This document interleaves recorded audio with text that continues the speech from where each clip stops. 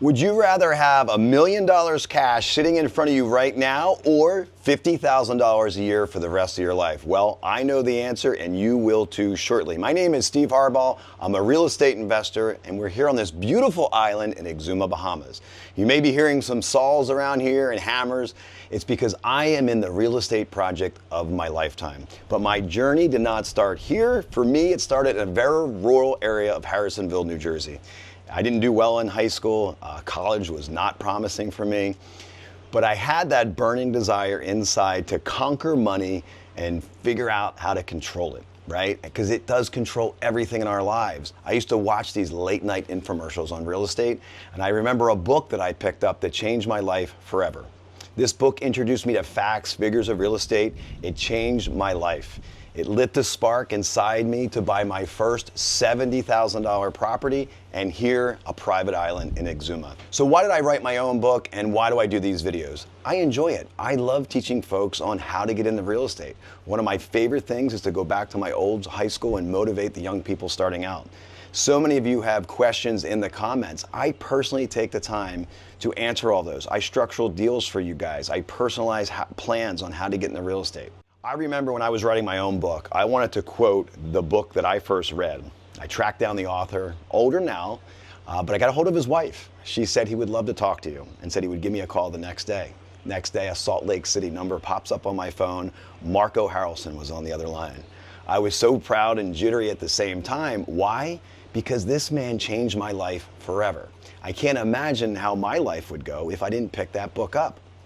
So I feel 100% obligated to do the same for others. And I genuinely enjoy coaching. Today, we're going to take a deep dive into my book called The Apple Tree Method. What is that? Very generally speaking, it's how you look at money. Knowing the two types of money is the basic analogy of the apple tree.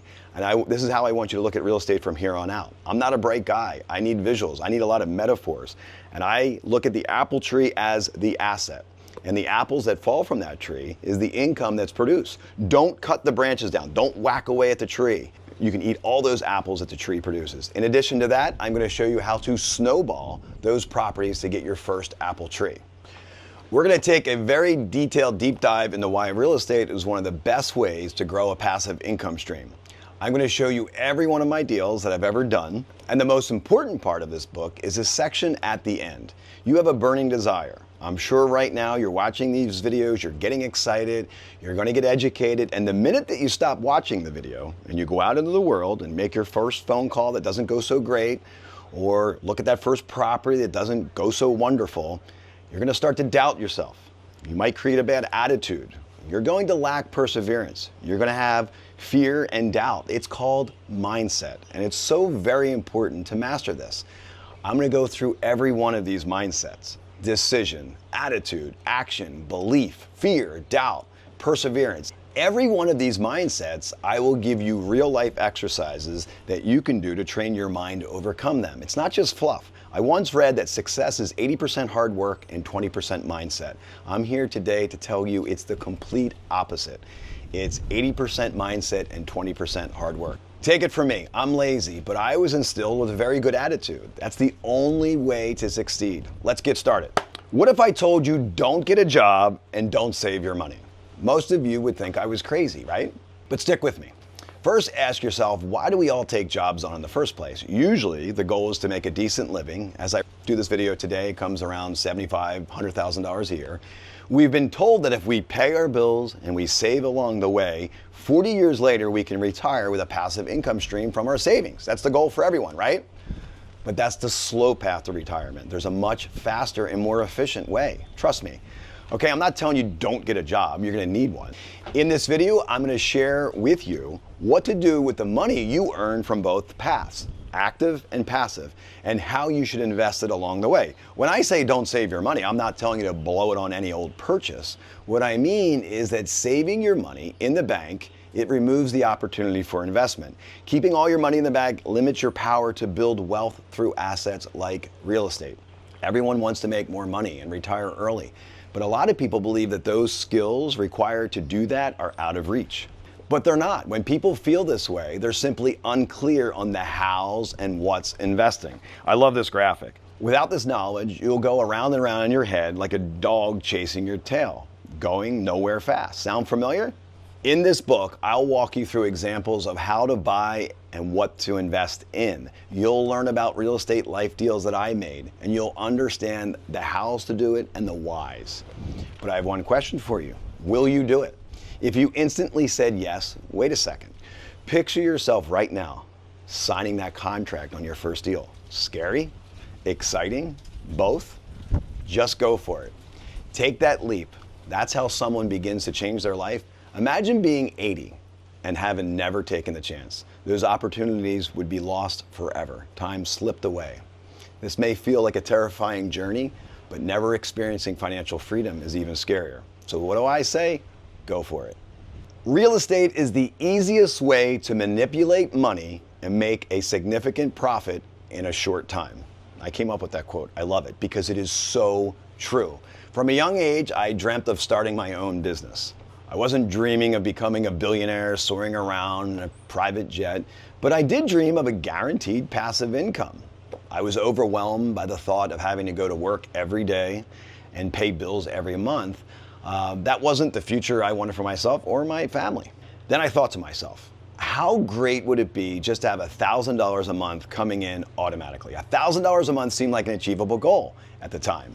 That would have taken care of all of my core bills. However, my thinking didn't stop there. If $1,000 a month was achievable, why not $80,000 a year in passive income? Now here's something you should know about me. I said it before, I'm lazy when it comes to working hard. Passive income is the key to this entire book. To be financially free from everything. While it takes time to grow passive income, eventually it's going to make you money while you sleep. Okay, a little backstory here. I was born in Pennsylvania, right outside of Philadelphia, and my grandmother Ann was like a second mother to me. It wasn't until later on in life I learned about her struggles that she faced growing up. She was born in the Great Depression, and when that took a hold of this country, Ann's father started to amass real estate prior. Unfortunately, the timing was all wrong for him. After the stock market crashed in 1929, Russell lost those properties one by one. To make up for that financial deficit, he took life insurance policies out. He tried the best to make it, but in the end, my grandmother's family ended up back in the house where they started. It was too much for my great-grandfather to accept. One day, he started his car in the garage, lifted the hood, laid out his tools as if he was going to work on it. However, instead, he sat in the driver's seat, went to sleep, and never woke up. These stories about my great-grandfather were never far from my own mindset when I embarked in my real estate journey. And it wasn't the lack of money that made a young man take his own life. It was the lack of money that left two children without a father.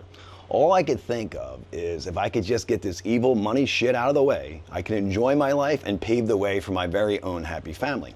Looking back, I remember a story about my own father, George. Late nights, he would be at the dining room table after being laid off from work. He'd have his briefcase open, trying to figure out how he'd even pay the bills. But there was a big difference that set George apart from my great-grandfather. He sat there struggling, but he did it with a big smile on his face. He wasn't going to let money defeat him. This book isn't just a hurricane of facts and figures. This is my story told from the heart. I don't care if it becomes a bestseller. My goal is to help you build a complete plan. I wrote this out of genuine desire to inspire others like me. If I can provide hope and point the way to opportunity, I've done my job.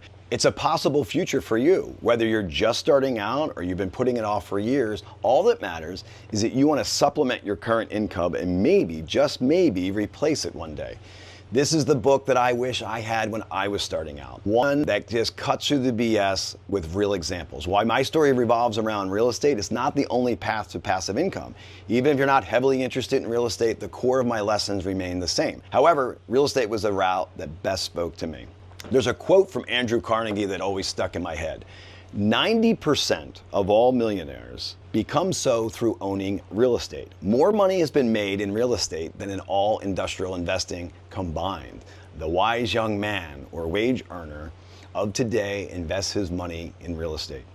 If we think about that, real estate essentially acts as the conduit from building wealth and ultimately achieving passive income. Many successful companies don't prosper solely due to how appealing their products are.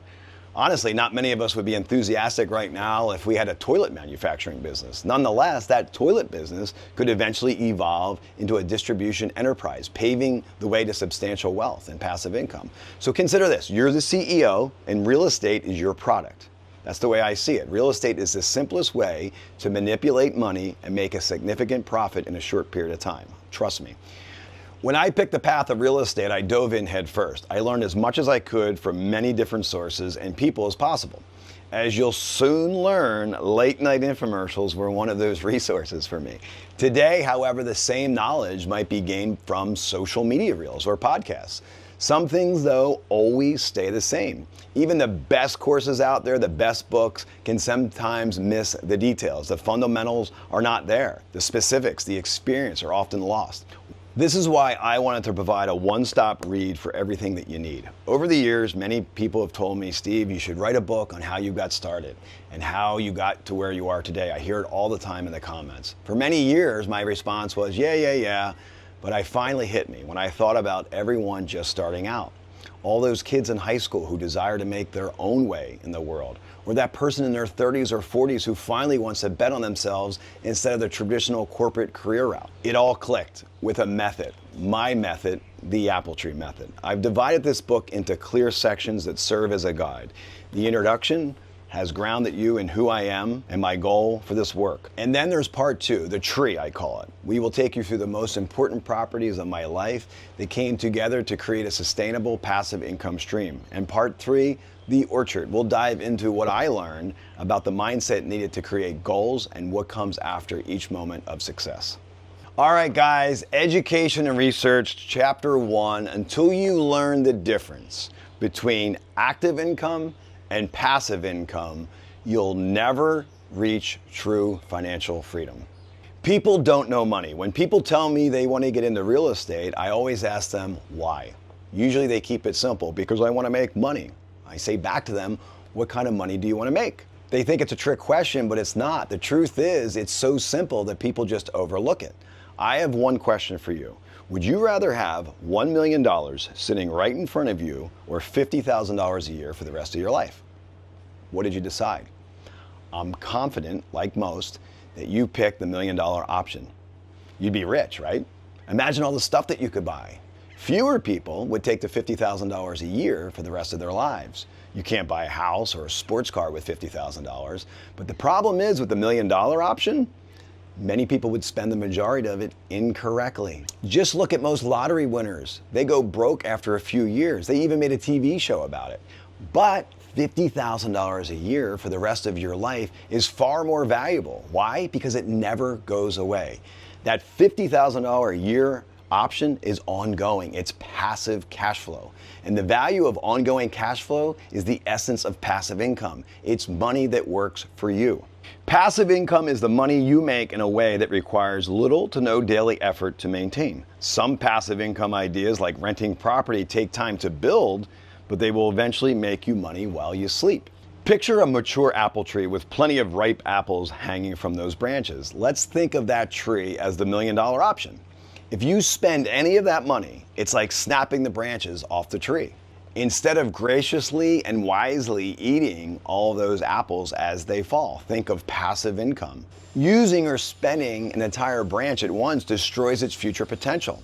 People who choose the annual $50,000 a year, it's the same apple tree, but they never lose a single branch. They never need to touch the tree at all. And more apples mean more passive income. That right there is the thesis of what this book is all about. Imagine endless apples and imagine an orchard of them. Without discipline, no amount of money really counts. This happens time and time again with professional athletes. They don't know money. In other words, they don't see the difference between active income from their contracts and passive income. Active income is the money that all of you already know very well. You go to work, you get a paycheck, you cash it, and you spend it on your life.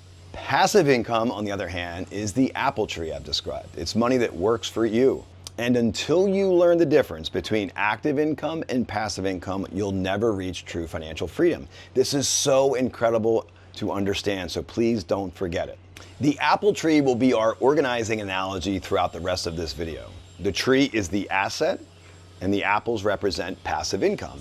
If you keep this in your mind as you read, you'll finally know money. More specifically, we're going to look how you can take that active income, the money that you're making right now, and roll that into your very own apple tree. As you gather chunks of money through active income, or in my case, flipping properties, it will all come together. Now, it's important to know that buying and selling homes is not passive income. It's active income. However, I'm going to show you my plan, part of the apple tree method, to turn that chunk of active income into passive income. I'm going to walk you through the journey of buying a property, fixing it up, and selling it for your first seed. By getting your feet wet, that fire will be ignited inside you, just as it was for me in my first deal in Myrtle Beach. Finding my way into the game, I had one surprising gateway to my future. I talked about it before, late night television shows. They were infomercials. And it was always these real estate gurus on a beach like behind me, and they just looked relaxed. You know, it was a husband and a wife, and they had talked about financial freedom. That represented to me the possibility in my mind, so it was possible. I remember looking in my den, and I found a book on a bookcase, and it grabbed my attention. I had no idea that we even had this in our house, and I flipped through the book, and the first chapter was all about real estate, compounding money. I couldn't wrap my head around it at first, but I kept reading. Equity, cash flow. These concepts finally start to link together and make sense. Then suddenly, I turned the page, it said goals, and I saw some familiar handwriting on the page, and it said goals, a 1,000-unit apartment building. So it looked like my dad's handwriting. I said, hey, Dad, where's our apartment building? Well, Steve, your grandfather was a conservative kind of guy. When I came to him with my ideas, he quickly dismissed them. How many deals like that do you think are out there, he'd say? Or if it was easy, everybody would be doing it. The book that I held in my hands back then represented a path not taken by my dad. However, in traditional George fashion, he only spent a few seconds remembering the negativity of his own father. He instantly engaged me in a conversation about my own goals. There's no worse feeling than someone squashing your dreams and passion before they even had a chance to take root. Motivation is half the battle. Naysayers destroy passion and drive. After 20 years in the real estate game, I can say that I've 100% achieved the goal that I set when I first watched those infomercials and read that book. I have my own apple trees. I have successfully cultivated passive income streams that support everything in my life. And trust me when I tell you there is no better feeling. It doesn't take 20 years to see results though. I started seeing apples in my first few years. Now, some people manage to save an apple here and there, and they build up their 401k or their stock portfolio when they're 65, and maybe they have enough apples for a nice retirement, but you don't need to wait your entire life. Plant your apple tree now. Okay, let's summarize that chapter. There are two kinds of money. Money you work for, active income, and the money that works for you, passive income. Number two, always choose the apple tree over the branch, passive income over fast cash. Number three, to own multiple apple trees, the real estate, to ensure that they grow in value. Don't cut them down early, selling or spending the profit, and let them continue to produce apples, passive income. All right, the next chapter I want to talk about is the snowball effect. Now, it's one thing to dream one day of having a huge portfolio of properties, but what's the first step? How does one property grow to many? How do you get that snowball rolling? Ready for the answer? Start small, get your feet wet, make a profit, repeat. Roll the profits from one deal to the next. That's your snowball, and it's going to get bigger as you go. But I want to be very clear, this is still active income, but I have a plan for the snowball, and it's all part of the blueprint that I'm going to show you here. I'll lay it out for you.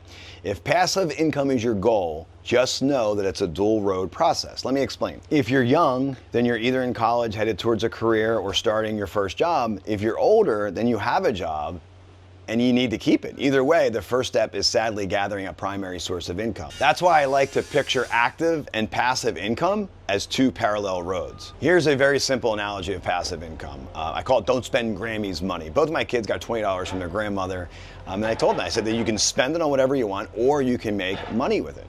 And my son, he goes out and he gets a Nerf gun. My daughter says, hey, how can we make more money? So we went out and we bought some wood, we bought some yellow paint, and we made a lemonade stand. And it was an honor system. And when she wasn't there, she actually made money and she didn't have to operate the stand.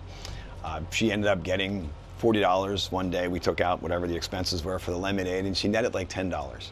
And she did it day after day, and it got my son so angry. But it's just a basic example. You know, the lemonade stand can be the analogy of a piece of property, and you know, she didn't have to work it because the passive income was, you know, the honor system. So just, again, a very basic system, but I always call it don't spend grand, use 20. Okay, couple points here. It takes money to make money, so let's start making it. Number 2, passive income is not immediate. You'll need to walk 2 parallel roads: active income, the money you work for, and then passive income, the road that you're building towards. Don't spend Grammy's money, we just talked about it. Start small, make a profit, repeat, roll those profits from one deal to the next. To be very clear, this is still active income, but I do have a plan for the snowball, and it's all part of the blueprint, and it's coming. Okay, real estate basics. I want to walk you through what it might look like to buy your first apple tree to produce passive income, and how you can snowball those profits and grow your orchard, have more than one. Take a look at this graphic here. Let's take a $250,000 purchase price on a duplex. We're gonna look at a duplex here. You're gonna need $50,000 down, which is 20%. That'll get you a $200,000 mortgage. And let's say that the mortgage that you get is gonna be 5% interest for 30 years. That's $1,100 a month. Your taxes per month is going to be $800 because it's going to be $9,600 for the year. Insurance will be $1,800 for the year, so $150 a month. Maintenance costs, let's put $100 a month. So our total expenses for this duplex would be $2,150. Now, you could rent each side out, let's just say for $1,575, $1,575 per side. So that's $3,150. Subtract the $2,150 expenses, get you $1,000 a month in passive income. Now, many of you, I'm sure, just panic. Where the heck am I going to get $50,000? Remember the snowball effect? Flip for a profit first with the goal of flipping your way to $50,000. That's the key to everything that follows. Now, do a couple of them. That's how you roll $25,000 to $50,000 and all the way to your first apple tree. Look at this graphic. Why real estate? Well, passive income. An important thing to know about real estate is the value doesn't just come from passive income. It's also important to understand the concepts of appreciation, tenant mortgage buy down, and tax advantages through depreciation. Let's start with appreciation. Appreciation. In short, appreciation means that the value of your property can increase over time. On average, homes in the US typically appreciate 3 to 5% per year, sometimes more, sometimes less. So now at the end of year one, with this $250,000 duplex we're talking about, it's going to be worth $257,000. Now the property will appreciate again in year 2, but now you'll be making 3% on the $7,500 that it went up. This is called compounding. Basically, you're making an additional 3% in year 2 on the $7,500 from year 1. Tenant mortgage paydown. What's that mean? Well, in that payment of $1,100, it's not all interest. Approximately $250 of that is going into principal reduction. The amount of money that you owe is getting less and less. Your payment will be made of 2 things, principal and interest. A lot of people call it P&I. So $250 a month goes to principal, and that means that at the end of year 1, $3,000 is going to be reduced on your $200,000 loan. So now, at the end of the year, you owe $197,000 on that property. Add them together, $3,000 in principal reduction and the $7,000 in appreciation. That's another $10,000 in equity every year, on top of the $12,000 in positive cash flow. The next advantage is tax advantages through depreciation. Depreciation is a tax advantage where basically, with the help of a CPA, you can determine the value of the building separate from the land. You can't depreciate land, only the building. The IRS allows you to expense the depreciation of the building. Why? Because components of the entire building have a life expectancy. For example, a brand new roof that you put on today will not have the same value in the future. So you're allowed to account for that in the regard to the entire building's value through depreciation. Let's say your $250,000 duplex sits on top of a $50,000 lot. We can now depreciate the duplex to $200,000. So the IRS considers this building's lifespan to be 27.5 years. So this allows you to depreciate $7,200 per year of your duplex. Essentially, the first $7,200 you make every year is tax-free. All right, let's check out the 10-year forecast. I love this graphic. It's something that you really need to see to really understand. Over the course of 10 years, you would have made $120,000 in positive cash flow. Probably more if you raise the rents every couple years. The property has appreciated to $335,000 from $250,000, creating $85,000 in equity. The renters have reduced your $200,000 mortgage balance by almost $40,000, creating additional equity. And through tax advantages, you'll have offset your personal income by $7,200 each year. This is exactly why real estate is such an incredible investment opportunity for not only creating passive income, but also for building wealth. This concept applies to all kinds of properties, small condos, apartment buildings, storage facilities, shopping centers, medical buildings. If you learn this skill and make it second nature, this book will have done its job. Waking up to $1,000 a month is just the beginning. How does $10,000, $20,000, or even $40,000 a month sound? I promise you it's not far-fetched. If you look at the process I described, that's the magic of it, this secret sauce. Imagine that relief. Imagine your life changed forever. I'm currently experiencing this, and I guarantee you it's a wonderful feeling. All that crushing worry, all the poisonous anxiety, all goes away. So while the numbers might feel unachievable and the concepts difficult to fully grasp, take in the sense of this feeling. I never want you to forget for the rest of this video and this book that it's real. It can happen with the right attitude, the right mindset, motivation, and goals. Okay guys, that was a lot. Let's do the summary here. Number one, passive income is just one advantage of real estate. Appreciation of about 3 to 5% through real estate ownership is easily achievable as property increases without any action required. The tenant pays the mortgage down for you, reducing the principal mortgage amount each month, and tax advantages through depreciation can offset your income tax liability each year. So over time, wealth is generated through accumulation of these various advantages in real estate. How to take your first steps. You will never succeed if you don't decide to act first. You'll never even get started if you can't make this decision. When you decide to act, you cut off the route to any other alternatives. Your mindset fully shifts into accomplishing your goal and pursuing it. Think about the power of saying to yourself, I'm going for this. I'm so tired of my current situation. I don't want to wake up 80 years old and having never done this. If you have the power to decide that this is the path, the only path, then you have the power to control everything from here on out. Making up your mind and decisively deciding to act is the very first step. To take that first step, you will need to know where you want to go. You will never succeed if you don't define what success means for you to such a degree that you accept no alternatives.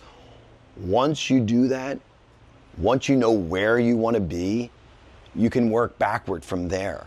Think of the power of saying to yourself, I'm going for it. I am so tired of my situation. I want to change my life. Once you settle on a goal, you'll be able to ask the right questions. What do I buy? Do I start with a house? Do I buy a duplex? How do I get funding? Where am I going to find those deals? I know there's a lot of unknowns, but don't lose hope. You know the feeling of laying on the couch, watching TV, and in your mind you're saying, hey, I know I should be doing something else. I know I should get up, but I just can't. I feel so comfortable just to lay here. On the other hand, I also know that feeling of that initial oomph to get on your feet, that sound and feeling, painful but exciting, is the feeling of action. When you just stand up, simply get started, really is a huge psychological factor. To make this first step as easy as possible, I'm going to walk you through exactly how to get started today. Ask yourself, where do I want to be in 5 years? Put your dreaming cap on. Picture yourself 5 years from now, where you have the money coming in while you sleep. Now, you could spend the entire day with your kids or playing golf or pursuing whatever your favorite hobby might be. Imagine not worrying about money and bills month after month. Imagine that peace of mind. Just as there's two types of money, there are two types of people. Those who figure it out to make money work for them, they're the ones who made a right instead of a left. The ones who made their own road. Is it risky? Yes. Your first deal might be a flop. In fact, it most likely will be. But once you get failure out of the way, all that's left is success. I love this line. A goal without a plan is just a wish. Start by asking yourself, where do you want to be in 1 year? Write this down. The how of achieving is called the plan. The rest of this video is about that plan. Just a few days or weeks after watching this or reading the book, you'll be able to craft an exact blueprint for how to achieve your 1 and 5 year goals. That is an achievable goal. To get started, write down simple 5 and 1 year goals. Have fun with it. What kind of income would you like to have? Do you want to have money automatically coming in no matter what? What kind of house would you like to live in? How about a car? Where do you want to go on vacation? I hope it's Exuma. Would you like to help somebody else? Write these goals down. Again, 1 year goal and 5 year goals. Next, list one simple action that you can do right now or today on each one of those goals. It might be as simple as finishing this video or this book, picking up the phone and calling a realtor, or going on a real estate app to search for properties in your area. The important thing is to light that fuse by taking the very first step. The first step of your real estate journey: education, education, education. You're going to hear me say it a lot. Before you're in any position to make your first deal, you need to learn your selected geographical area. The best part of this education, it's totally free. It's incredibly motivating too. You're not only going to gain knowledge and skills, but also the evidence that people are out there being successful. This will reinforce the self-belief that you're going to need when the doubts inevitably rise up. What if I fail? How do I get money on this asset? What if I end up losing money? The solution is to educate yourself. Ask questions and keep an organized collection of these notes and information close at hand. Get out the Excel sheets. Excel is going to be your best friend.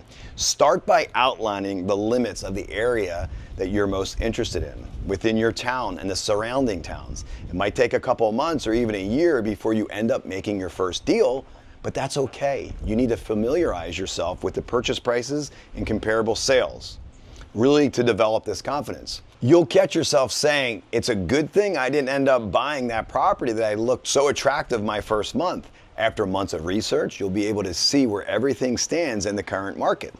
Always check back on the deals that you passed on to see what they sold for and then what they resold for after they were fixed up and flipped.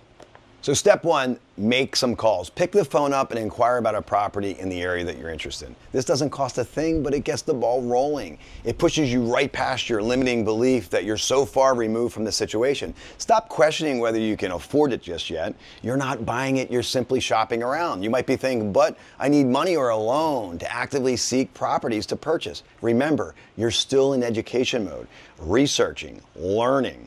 However, you still must exude confidence when interacting with others, as if you have $1 million cash in your trunk. Trust me, it will come, but for now, you just need to play the part.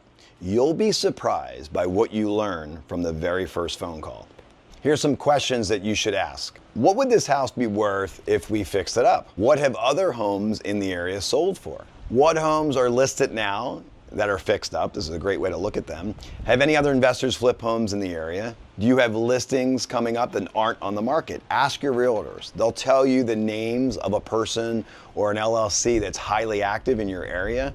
And from there, find out what properties this person has or the entity has invested in. You can look it up. Apply your research to identify the purchase price, the renovation, and the sale price. Note, determining the fix-up price will be an estimate. It's an art. We'll get to that later. When I first got started, I found a local investor and the address of all his properties. I drove around 10 of them. I researched each one of them. It cleared up so many of those unknowns. And I started thinking, if he could do it, then I could do it. I made a file for each one of those properties, and I looked them over every day. File these away with your goals and plans. They're going to be really, really useful later. Step 2, develop case studies. You'll want to develop a full case study of successful sold flips. And refine your plan and vision, just like I did with those 10 properties I was filing. There's great apps out there. I particularly love Zillow. With Zillow, you can hone in on a geographical area and see what's for sale. You can even go further and do a filter view of these homes and click sold. Click them, look at the price history. This will give you a very interesting look at the market. For example, one home sold for $250,000 recently, was bought 8 months earlier for $150,000. Well, what made such a big difference? Open the photos, examine the renovations that were made. That right there is the only comparable sale in your area, but it will tell you what the competition does. As you do this research, you're going to start to see familiar realtors' names pop up.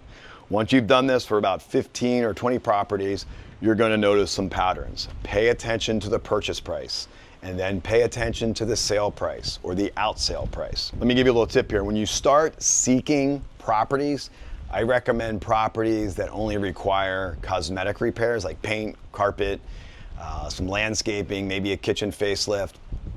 Get away from or stay away from the beginning where it's a fully gutted renovation down to the studs. Step 3. Follow other investors. Surrounding yourself with others like you is a fantastic way to stay informed. I encourage you to research real estate networking events and organizations in your area. They're usually called real estate investor clubs. Through social media, you can find them, but make sure that they're local. These events will introduce you to different sources for both properties and financing, access to banks, hard money lenders, and other sources of financing. Financing is the final frontier of doubt. How am I going to afford this? This can be a terrifying prospect for someone who has never ventured into loans.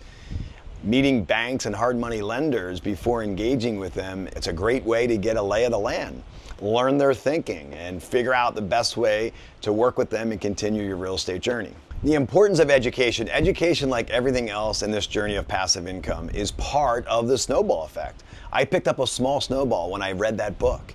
Even if you're not yet in a financial position to start flipping properties, you can still get your own snowball started without any money at all. Educate yourself. This book might be the beginning of your snowball. Finish this book, push your snowball down the hill. Okay, let's summarize. When you make a decision, you commit to it 100%. Set your 1-year goals and your 5-year goals and imagine yourself accomplishing these goals. Number 3, follow other investors and learn how and why they made their moves. Remember the plan. Pick 3 areas near you that you're familiar with. Study those areas and become educated on what properties are bought for and what properties are sold for, including the renovation levels. Use real estate apps like Zillow to get a better scope on the history of the property. Meet local realtors who are well-versed in the area and make your interest in flipping known to them. They're going to help you, trust me. Try to engage in research for 3 to 6 months before making your first offer. Have the same level of confidence when you're talking to people as if you have $1 million in the bank. Trust me, it works. You have to have that confidence. And last but not least, go for it. Preparing your first offer. When my first real estate opportunity presented itself, a condo was for sale across the street from the beach, close to where I lived. It was in Myrtle Beach. I had about $10,000 in the bank from a ceiling cleaning business that I started. I know what some of you are thinking. I don't have $10,000. Stick with me. A common limiting belief for people can be, how am I going to pay for this? Here's what I say to them. When you find a deal that is so good, the money will follow. What do I mean by that? It means if you've done your job right and researched the best properties that lines up with your own goal, that will be obvious to other people, realtors, private lenders, and banks too. Picture this scenario. Let's just say you live in an area, a neighborhood, where the average home is valued at $400,000. One day, your neighbor knocks on your door and says, hey man, I need to get out of this house in 30 days. And they offer you that house for $200,000. This would present an incredible opportunity that you could not afford to miss. The point is, your motivation to pursue financing changes significantly when faced with a tangible opportunity compared to a hypothetical. This is why you should always look at properties like you have $1 million in the bank, because you'll stumble across an opportunity that is so good the money to buy it will follow. Trust me, this happens all the time. Unfortunately, it's not always going to be easy to grab a loan from a bank. That's where hard money lenders come in. These are private investors, lenders. They're not cheap, but typically their interest rates are going to be 3 to 5 points higher than a traditional lender. For example, if current interest rates are, let's just say 7%, hard money lenders could be 10% or even 12%. But when I got started, I couldn't go straight to a high-level bank or a mortgage broker. I was young, my tax returns weren't great. When I approached these banks for a traditional loan, my tax returns and pay stubs weren't good enough. I didn't qualify. One bank pointed me to another until I finally ended up at United Carolina Bank on Oak Avenue in Myrtle Beach, a place I'll never forget. A local plumber I knew was in a similar situation and backed up this recommendation. This bank had more lenient loan programs, including something known as a no-doc loan. A no-doc loan is a loan that you can get without income verification or employment verification. I prepared my loan application before I sat down with the lender at United Carolina Bank. And as long as you had a minimum credit score, in theory, you'd qualify for the loan. The minimum credit score was 680. I think at my time I was in the mid to high 700s, so I was good there. United Carolina Bank wanted to see my bank statements. They wanted to see cash flow. So I showed them that. Finally, they needed 10% down. 3 days after my sit down with the loan officer, the confirmation came through. My life in real estate changed forever. I closed on my first deal in just 30 days, and just like that, I'm in the real estate game. This was a resort area, so I decided to rent it out for the summer and only live in it during the winter. My idea was that summer rent could help offset the fear of these new payments that I had. Yet to rent it out, I faced the next big challenge was the condo needed some remodeling work, but I had no idea what I was doing. I didn't have a lot of time and my budget was very, very limited. So I went down to Lowe's Home Improvement. I got an $1,800 home improvement credit card. I hit the store. I bought fresh paint. I bought new carpet, ceramic tile. I bought light fixtures. Jumping ahead a bit, I noticed that a condo in that same building popped up for sale for $108,000. I was young and I was hungry. So I didn't wait another minute. I immediately called my realtor, this is about a year later, and told her to list my unit for $105,000. Within 30 days, I closed on a cash offer for $101,000 cash. I walked away with over $17,000 in gross profit in just one short year. On top of that, my initial $10,000 investment, I was now up to $27,000 in the bank. Now, looking back, would I have made that same deal today? Real Estate 101 tells us to hold the property for enough time for it to really appreciate in value. Plus, if I held it, I would have been able to take advantage of those tenant mortgage pay down, those tax benefits that we talked about earlier. If I'm being honest, I would not have changed my decision. Why? Because it gave me a taste of what's possible in the business. It was that spark that ignited my imagination and made me know I could do this. I made my dream a reality, or part of it. The snowball was rolling. The roots of the apple tree had taken hold. I was hooked. All right, this is another important graphic. 3 red zones. Purchase price, fix-up costs, and sale price are the #1 mistakes people make that will make or break a deal. This is so important. If any one of those 3 red zones is miscalculated, there's a good chance you're going to lose money on your first deal and fail. I don't say this to discourage you, but to press upon you just how important these 3 numbers are. I developed what I like to call the flip profit calculator to help you analyze these numbers and check your work ahead of time before you get in over your head. Here's an example of what my calculator looks like with all the information included. It's in Excel. You can get a copy, but this is going to be a push-pull exercise, by the way. Red zone #1, purchase price. It's imperative that you buy right. Someone once told me that you make money when you buy, not when you sell. It took me a long time to wrap my head around that. It means that it's incredibly important what you initially pay for that property. Through your research, you should know what properties in the area have been generally selling for in recent months. You'll need to be as close to the best value possible. To identify this number, you need to establish a potential fix-up cost and a targeted sales price. As you walk through your own version of the flip price calculator, you can first input the estimate purchase price. Just put an estimate in there for now. Prior to making an offer, just remember that this number may go down if you anticipate fix-up costs to be higher. The purchase price also would go down if you discover that the sale price is less than first estimated. This will make more sense when you use it, and again, it's going to be this push-pull exercise. In the flip calculator, this estimated price will be made after you look at the property and the comparable sales. Set this as your max purchase price. Don't get caught up in negotiations and pay a dime over the established price. Now, when you make your first offer, make sure to offer less than the max price. This will allow you to have some wiggle room to go higher but remain within your maximum.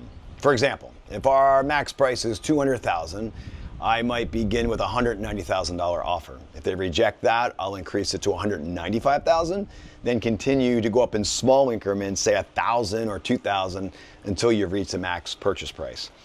If you're only increasing your counter offers by a fraction amount, this shows that you do, in fact, have a final number in mind.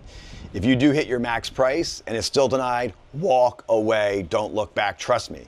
You must be disciplined here. This is why I set the purchase price as a #1 red zone. Again, this purchase price can be adjusted as you figure out the numbers in red zone number 2 and red zone number 3. This is a push-pull exercise. Different scenarios as you test out different values in each category. Red zone number 2, fix-up costs. This is the hardest red zone to estimate as it considers a lot of factors. First, you need to examine comparable sales to determine what even needs to be done, what needs to be replaced, because you want to be competitive. For example, do cabinets need to be replaced or just repainted? What level of repair did other investors do to achieve their sale price? Remember, go back and look at those comparable sold homes. Take notice of the pictures. This will come into play in red zone number 3. Don't worry. Once that has been determined, it's time to get an estimate. There are 2 ways to do this. You can bring out individual contractors such as a plumber, a painter, electrician, a kitchen cabinet supplier to give you a bid, or you can get a handyman to do it all. Now, a good handyman is not always easy to find. I suggest establishing a quality relationship with a trustworthy individual and can give you one estimate for all the repairs. Plus, they'll typically have all the individual contractors that they need. You'll also need someone who's reasonably priced. Don't worry if your first experience isn't optimal. It may take a couple visits with a contractor and their subcontractors, but you'll get the hang of nailing down a realistic budget. You need to trust this person. Maybe a family member or friends can recommend them, or you can get a referral from someone in the contracting industry. Now, when you're interviewing a potential contractor, you need to know your stuff. So read up on all the essentials. If they're good at what they do, they can do all the work you need at the right price. To let them know you're serious, offer a contractor $100 just to come out and check out the property. No one ever offers them this. But if you're trying to get their attention, especially if they're busy and you're new, I believe it's worth the investment. Now, red zone number 2 can lead to big mistakes. This is where I've ended up not making as much money as I thought I would in the beginning. Once I generalized a fix-up to be $50,000 when it really ended up ballooning to $70,000. If this happens, you will have wished that your purchase price, red zone number 1, sold for $20,000 less. So do your homework and get an accurate estimate. And as a side note, if this happens, you'll want to aim about 20% return on investment. We're going to get to that, ROI. So if the total cost ends up being $250,000 purchase price, I'd want to hit $50,000 in return on investment. So it's important when you push and pull the numbers across the calculator that you always aim for that 20% return on investment as the bottom line. This doesn't have to be scripture, but if your ROI comes in at 17%, that's still not a bad deal, as long as you're confident in your fix-up numbers, but always aim for that 20%. Let's say your calculations leave you with 17% return. If you want to make up the difference, which is that target 20%, you'll need to reduce your max purchase price by $5,000 in this example. If your price goes down, profit goes up, and so does your target ROI. This is why the calculator can be so essential during this planning stages. To help estimate my fix-up costs, I like to classify them into 3 categories based on the amount of work that a property would need. Level 1, which is I think you should shoot for in the beginning, is cosmetic fixes, light remodels. These are great opportunities since fix-up mean paint, carpet, maybe a few light fixtures. You might need to paint the cabinets, install new countertops, but that's it. Level 2 is replacing everything that can be seen, means everything from level 1 that we just talked about, but also replacing toilets, tile, faucets, everything from drywall out, really. Exterior painting, siding, maybe it needs a new roof, needs to be replaced. So that's level 2. Level 3 is a full-blown remodel. These are homes that need to be gutted down to the studs. Potentially new plumbing, electrical, HVAC. I do recommend staying away from these properties if it's early in your career. While there's more money to be made here, there's also more to be lost. So I want you to have that education. Level 3 should be for experienced flippers only. Okay, so how do you do a property walkthrough to determine its level? First, talk to the local realtor. They have monitored comparable sales and will be able to point out the clear fixes or what needs to be done. For example, if a comparable sale redid kitchen cabinets and countertops and you want to get close to that outsale price that they did, you probably need to make the same fix-ups. I know that's a lot, but as you look at more properties and fix them up, you'll become seasoned too. Foundation fixes are big money. You always want to have an expert ensure that the foundation of that home is structurally sound. If it's not, I recommend walking away.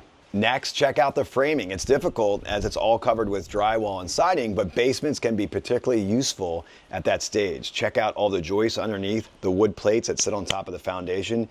Get down, turn on your flashlight, and seek out things like termite damage. This is where experienced contractors are very, very useful. They'll get down there, they'll check it, they can spot the water rot, they can spot the termite damage. The next important category is electrical. Aluminum wiring is a bad sign. Knob and tube wiring, electrician can tell you what this is not good. So again, educated contractors can identify them easily, but the wiring will need to be replaced if you have any of these. The next hidden factor, of course, is plumbing. A contractor can run the water, scope out leaks. That's why I don't recommend level 3 remodels to newbies. Over time, I found my dynamic duo, Mike and Frank. They became my trusted two-man crew. Whenever I needed a property repaired from plumbing to painting, I knew they could handle it. They work for me, along with 2 other investors, and they trust us because they know we're serious. It keeps them free from doing other jobs.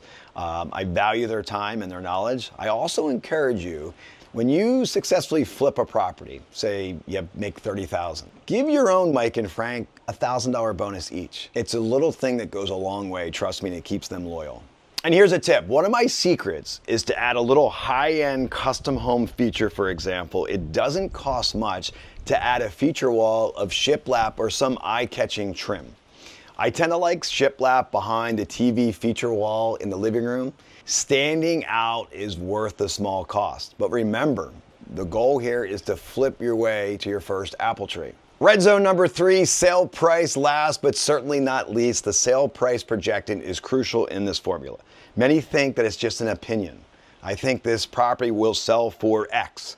But there really is a calculated approach to making this estimate. Instead of listening to an out-of-town realtor or your intuition alone, you should defer to what lenders do. No lender wants to overlend. When banks lend money for a mortgage, they immediately require a professional, a licensed appraiser, to evaluate the value of the home that they're financing. You must take that same approach. I heavily rely on local realtors to help determine this value, but you can also use this exercise to verify. As we discussed, apps such as Zillow or Realtor.com will help you find recently sold properties. Simply change the filter to sold properties and zoom in on the properties to find all the necessary information, the property's history. I call this the 3-1 rule. All of this will be helpful in what I call the comparable sales 3-1 sheet, as you compare 3 properties to calculate the mean values for estimates in this geographical area. What this sheet helps you do is it calculates the adjusted value for your property after it's fixed up. Some call this completion value. If we find the sale price is not what we thought in our initial projection, then we need to adjust our purchase price. If the estimated sale price goes down, then your estimated purchase price needs to go down, and vice versa. Don't forget to target the 20% return on investment on the total cost. All right, let's take a look at the 3-1 graphic. To help you estimate your purchase price, I suggest, again, the 3-1 rule. The 3-1 rule involves looking at 3 comparable properties to the estimate purchase price of your prospective property. It's the same tool lenders utilize. This is going to sound a little bit confusing, but once you do it, trust me, it'll work. The first section is made up of 3 comparable sale properties: Comp 1, Comp 2, and Comp 3. The right side, labeled 1, is our potential property, or the subject property we're buying. All 3 properties on the left side should have sold within 6 months. They should be close to the target property, ideally within a mile or less. These 3 comparable homes most likely won't be exactly like the property in section 1. but preferably the number of bedrooms and features should be similar. The goal is to make all these comparable properties equal to the property that you're buying. As you look at the pictures of comparable homes, take notice of the construction and the condition of the renovations. A local realtor will be your best friend in determining all these values. We need to subtract for items better than our property and for items that our property has that the others do not. It sounds confusing, but once you do it, you'll get the hang of it. And you'll see how incredibly useful it is. For example, a 4-bedroom home that sold for $250,000 couldn't be exact match for our 3-bedroom home in this case. To match the home with fewer bedrooms more closely, I'd subtract the sales price by $10,000 on the adjustments seen in example 3.1 here. Square footage. Consult with a realtor. It's never an exact science, but as a rule of thumb, don't just shoot from the hip. Thinking that you know exactly what a property price will be without an outside comparison at all, and don't listen to out-of-town realtors who just want to pick up a one-time sale. There will be some out there that'll tell you anything to get you excited about the money that you're going to make when they're not even giving you accurate information. A local realtor will be able to help you vet and verify these adjustments. Reach out to some local realtors and find one who can help. It's always better to catch a mistake in value before everything goes into motion than after you buy a property. This is what I mean when I say you make money when you buy, not when you sell. Don't wait until it's too. Okay, that was a lot of detail. Here's the summary. Number 1, find the deal first, the funding will follow. Number 2, figure out the best way for borrowing money in your situation, either through a traditional bank or hard money lenders. Number 3, pay attention to the 3 red zones: purchase price, fix-up costs, and sales price. Prior to physically looking at the property, fill out the profit calculator. Set your max price before you make a deal and start your offer 10% below your max price, and then negotiate from there. Fix-up costs. Physically walk and examine the property with a trusted contractor. Don't underestimate the importance of thoroughly evaluating your property.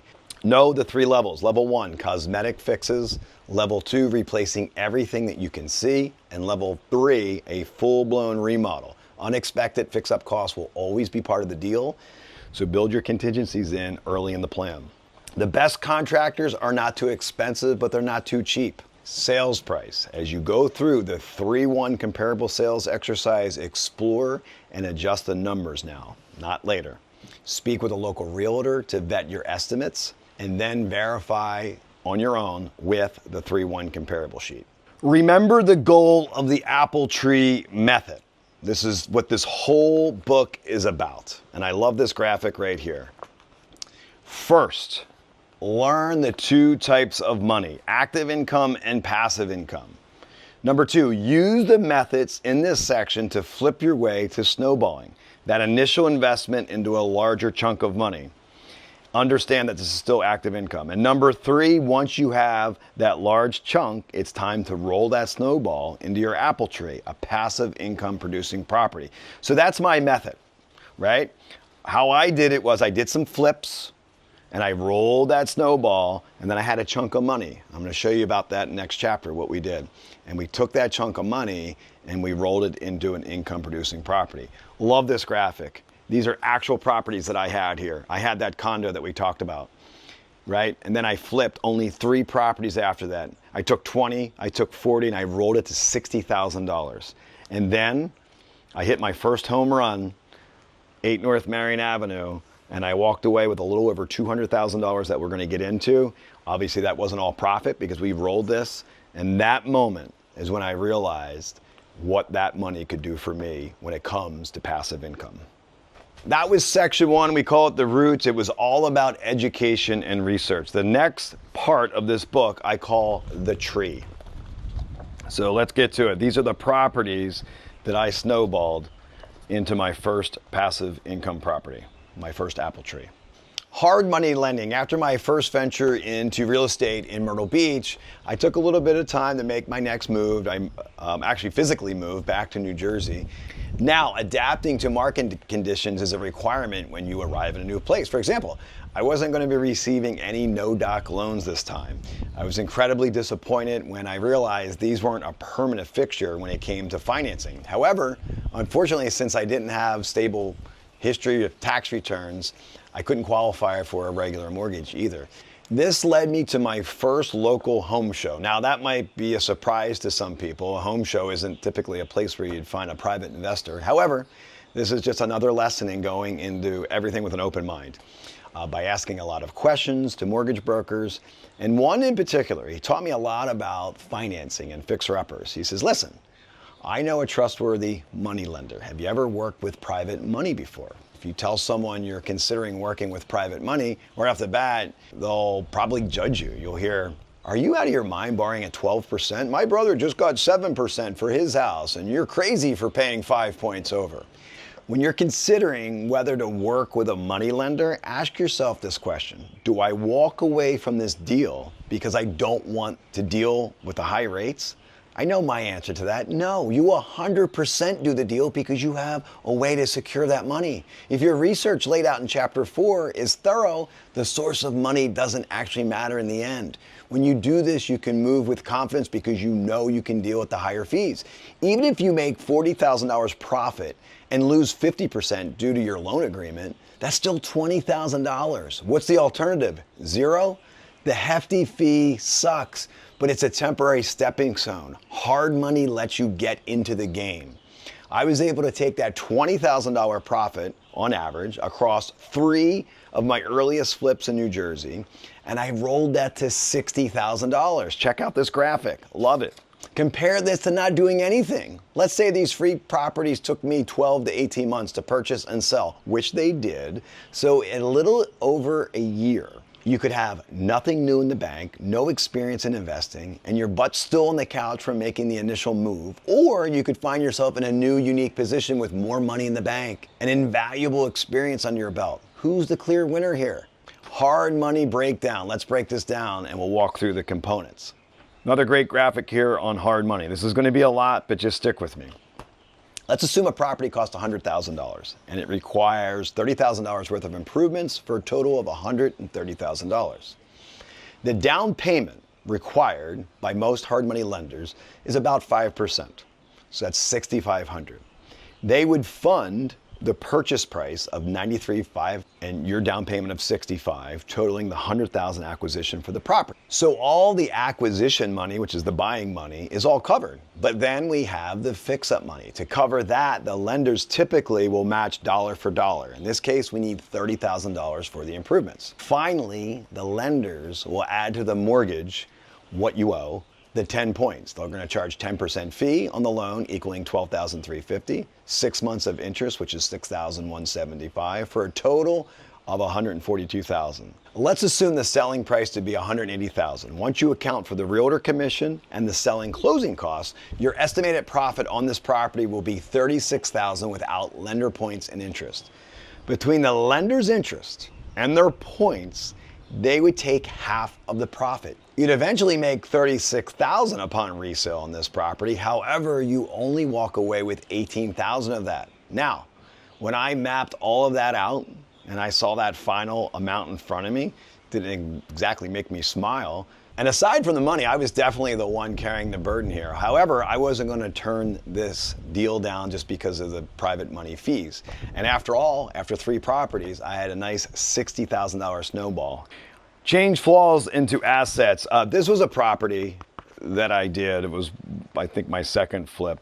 And it was a 2-bedroom property.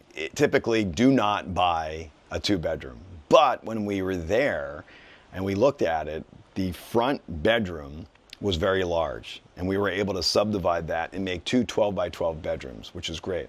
We ended up doing that, and here's the breakdown. We had an $83,000 sale price. Realtor was around $5,000, closing cost $800. We spent about $10,000 to fix this up. This was all cosmetics, by the way. We bought it for $43,000.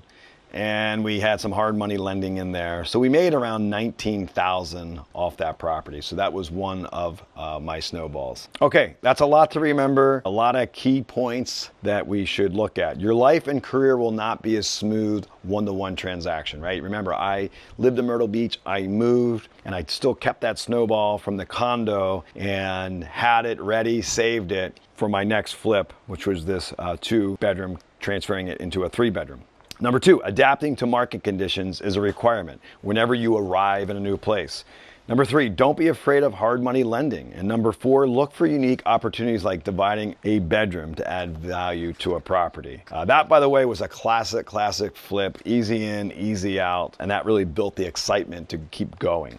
I said it before, I'm going to say it again. You don't make money in real estate when you sell, you make it when you buy. Okay, next chapter, rolling active income. Building passive income doesn't come without its setbacks. Again, you don't make money in real estate when you sell, you make it when you buy. In other words, purchase price matters. I found a classic flip in the making, a 3-bedroom bungalow in a decent area. It only seemed to need fresh paint, carpet, toilets, and other basic cosmetics. The cabinets were in great shape. We put new countertops in. I was always looking for that extra boost. We shiplapped the wall. We did some new linoleum floor in the kitchen.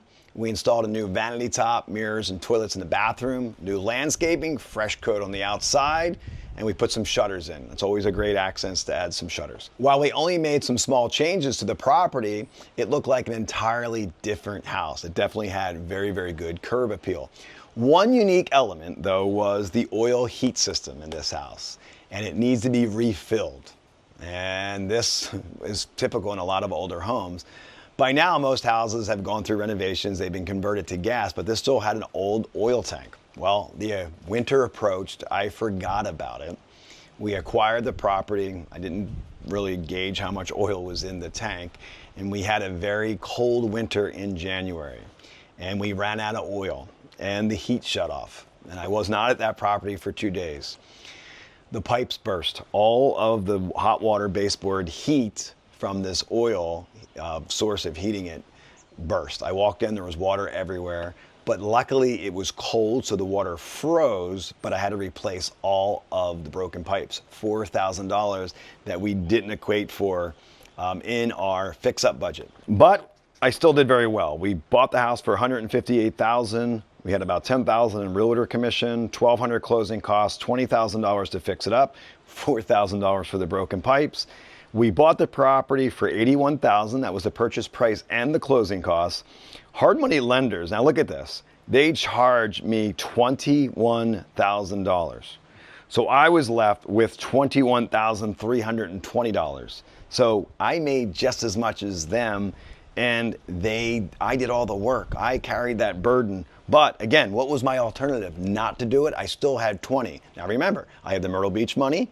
I had the previous 2-bedroom to 3-bedroom money, and now I have this 20. So my snowball, put the graphic back up, was rolling down the hill. Breaking even or even losing is such a valuable education. My next big property, it was a 1950s classic bungalow house. These aren't common. It was built solid as a rock. It only needed cosmetics. The fix-ups came through on schedule and on budget. We put the house on the market, and then crickets. For whatever reason, this property struggled to sell. Looking back on it, I can analyze it more clearly, and I got caught up in purchase price. When I got into this deal, I really wanted a new property. However, I wanted it too much for my own good. I compromised on the initial price. I paid $90,000, but looking back, I shouldn't have went over $75,000. Like I said, you make money when you buy, not when you sell. But I got caught up in the excitement and overpaid. Didn't know it until we tried to sell it. One of the worst feelings you can have in business, in this business, is when a house sits on the market and then you have to drop your sale price. Look at this situation closely. You'll be able to perceive the importance of the red zones. I finally sold it, but I only netted $6,000. I finally understood what it meant. You make money when you buy. The lesson hard won, but certainly cemented itself in my head forever. If this had been one of my first properties, I might have been so desperate and probably not have done another one. But even if something like this were to happen to you on your first time out, don't forget that I survived this setback. You can too. Home runs just don't occur every time you're at bat. You must learn to take the good with the bad. Now this is important. Remember, just breaking even is a good deal because you're getting educated. That is so important. I tell people all the time, I would rather you buy a property, research it, get the funding, and even if you didn't make any money, it's still a great lesson. Okay, key points to remember. Building passive income doesn't come without roadblocks or setbacks. Number 2, You don't make money in real estate when you sell, you make it when you buy. Purchase price matters. Don't be cheap. Take care of your heating or every other, possible angle of failure. This doesn't apply just to heating. Something with good bones isn't always going to result in a great profit. You got to do your homework with the red zones. Number 6, the thrill of the chase is great, but know when to walk. Probably my favorite chapter in the book, My First Home Run, 8 North Marion Avenue, a Fannie Mae foreclosure. And I went right to the listing agent. Why? Because it was listed for only $125,000. I did my research and I knew that was a steal, but it needed everything. So I ended up putting everything into this house. I did all the work myself. We had some sweat equity, which means like, hey, we bought the paint, but we didn't hire a painter, so we ended up saving the labor. I ended up doing most of this work myself. It needed a lot of work, and I ran out of money. I got a traditional loan when I went in, but thank God for the relationship of the private investors, and they lent me another $37,000 to fix this property up, hard money. So I had a really good rate on the initial, but I had to have, a higher rate on the $37,000. And after 2 years of living in this beautiful Victorian home in a beautiful area, I decided to sell it. Now here's a little side note. You guys should move every 2 years if you're building that wealth and snowball. Why? Because the IRS, the tax code says if it's your primary residence that you're living there, you can make up to $250,000 every 2 years tax-free. So what I would encourage you to do, move, and you can snowball your way pretty quick and not pay any tax. So I listed this home for an unbelievable price of $325,000. Within the first open house, I had a full price offer. I walked with $215,648. Here's the check. This is a nice chunk of cash. And it wasn't all profit, remember, because I had rolled 20, that snowball into that. But I took that $17,000 from that first condo and flip to this, to $215,000. I didn't want to blow it, so I put it in the bank. But I kept thinking to myself, $200,000 is 20% of $1 million. And everybody wanted 20% down. I could do $1 million deal now. So I put it in the bank and I forgot about it. I remember going to the ATM machine and just taking out $20 so I could see the receipt, $215,000. So now, again, in 3 years, I rolled that 60 of flips to 215. Okay, guys, let's remember the summary here. Number 1, build relationships with listing agents. It will definitely pay off later. Number 2, put the work in yourself. Sweat equity is far from working for nothing, but it's another way to push that snowball down the road. Number 3, keep going. Eventually, you are going to hit a home run, I promise. And number 4, it's never too late to go after your dream. Now, I said chapter 8 was my favorite chapter. I think chapter 9 might have to be too. My first apple tree. This is the story of the property that changed the way I was able to live my life and inspired me to write this book. Before I settled on my North Marion flip and got that check for $250,000, a friend of mine approached me with an offer. He says, I got my eye on a 6-unit apartment building. I entered this partnership on this multi-unit building. Everything went south real fast, right? I know a lot of people who found success in smaller multifamilies, but it wasn't in the cards for me. In this town, a major hospital was on the verge of shutting down, and businesses just fled the area. Our property started to fill with economically unstable tenants who weren't really tied to the area. By the end, we were renting it out just for the sake of covering the mortgage. And my partner eventually took a loss and sold it. Luckily, my name was not on the loan. Now, I don't want to discourage any of you who have a dream of building a portfolio of rental properties like that one. It can definitely be done in the right area. I chalk our failure up to the lack of knowledge in the area and the town. However, I know plenty of people who have 5 or 10 of these apartment buildings and do quite well. I know others who own over 200 of these properties and spun them into a massive multi-million-dollar business. But if you're just seeking an extra $5,000 a month, sure, go ahead and keep it small with just a portfolio of 10 or so houses. Just avoid the mistake I made and make sure to research what the other local investors are doing in the area. So now I'm looking for ways to invest my $215,000 snowball. I was scared of multi-family buildings, so I needed another option. It wasn't long before I was at a cocktail get together at a local bank function, and I saw a local face that I recognized. He was a home builder. I recently noticed that a couple storage facilities were popping up around town, and I knew that he owned one of them and just built one. At the time, I scouted and had an offer out on some land to potentially build my own self-storage facility. This investor had built one of them himself.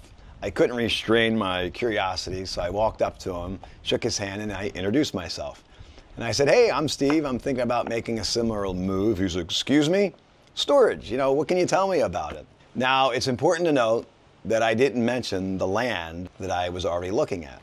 "Look," he told me, "there's a lot to like. Let's say a renter's 10 days late, you can lock the gate, and 30 days goes by, they're out of there, no questions asked. You auction off the unit, you clear it out, and you rent it to someone else." I was like, "Ooh, sign me up," especially after being in this 6-unit apartment building.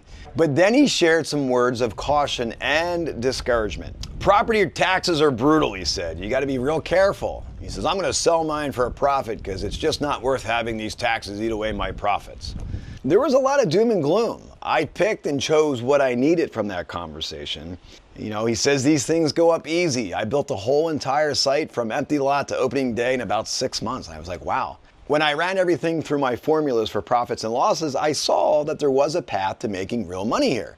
It wasn't all eaten by high property taxes like he complained, but he just had that turn and burn attitude. His goal was not passive income, it was active flipping. But I wanted this for passive income. He bragged that after building the facility for only $800,000, he was now lining up a sale for $1.2 million cash. However, if he had held on to it, he'd be more than paid off by now, and he'd have an apple tree throwing him approximately $40,000 a year. So let's take a look at this graphic. This is the self-storage summary. This was actually his facility. I figured out the square footage, and it was $15,000 a month that he was getting. The operating expenses always were around 35%, and I knew what his mortgage was. So he was making $3,650 in passive income. That, again, we were in the beginning of the book. What would you rather have? $1 million cash in front of you or $50,000 a year for the rest of your life? That $50,000 for the rest of your life, this $3,650 that he would have had, eventually the mortgage would have been paid off and he would have been sitting really, really pretty. And now look at that graphic. If that $3,650 in passive income included the deduction of a mortgage, now the mortgage is paid off, so you're going to add that $6,100 to what you would net when it's paid off. So he would be making $10,000 a month had he kept it. So the one thing that he missed, as taxes go up, rents often do as well. And the renters are constantly matching the rise and melting that mortgage down to zero. That's equity plus the extra $43,000 a year. Once a property like this we just talked about is truly paid off, you're going to be making over $100,000 a year.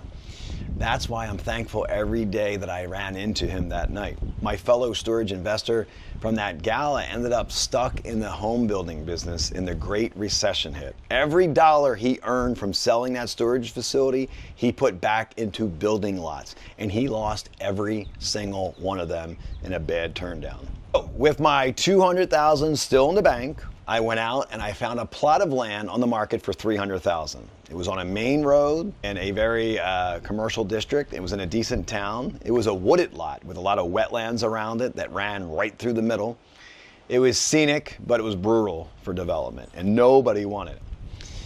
The lack of demand gave me some negotiating room. Now, the seller was ridiculous. He acted like he was holding beachfront property instead of the lowest, wettest, and most heavily wooded property in town. I offered him $150,000. He said no. When a seller thinks they have gold, you have to get creative and convince them otherwise.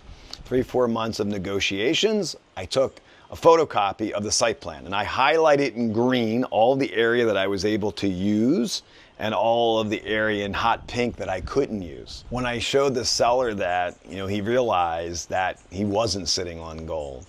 And the land was never going to sell for $300,000 and nowhere close to it. So I bought the land contingent upon site plan approval. This meant I put a small deposit down and didn't need to settle until those approvals came in, which took 2 years. This is a typical occurrence for commercial deals in the wonderful state of New Jersey. When those 24 months were up, my plan to build a 205 unit self-storage facility went into motion. So negotiation is an art. Sellers want to be heard. You must listen. They believe everything that they're telling you. They're also always going to value their asset much higher than what you think. Instead, I went along with his argument and I followed it to the logical conclusion, mapping everything out that was actually legally available on the property for development. I remember telling him, I wish I could develop the whole parcel, but look, I just can't. I'm actually compromising my own project here by even thinking about buying this, because I was thinking that I could develop the whole piece. Trust me, I'd pay full price if I could use every square foot. And so it was mine for $180,000. When the approvals came through, even with the land still empty, trees still up, the value of the property leaped to $400,000. Why? It wasn't just a wooded lot anymore. It was a piece of land that was approved for my 205 unit storage facility. I felt the stirring to sell, sell, sell.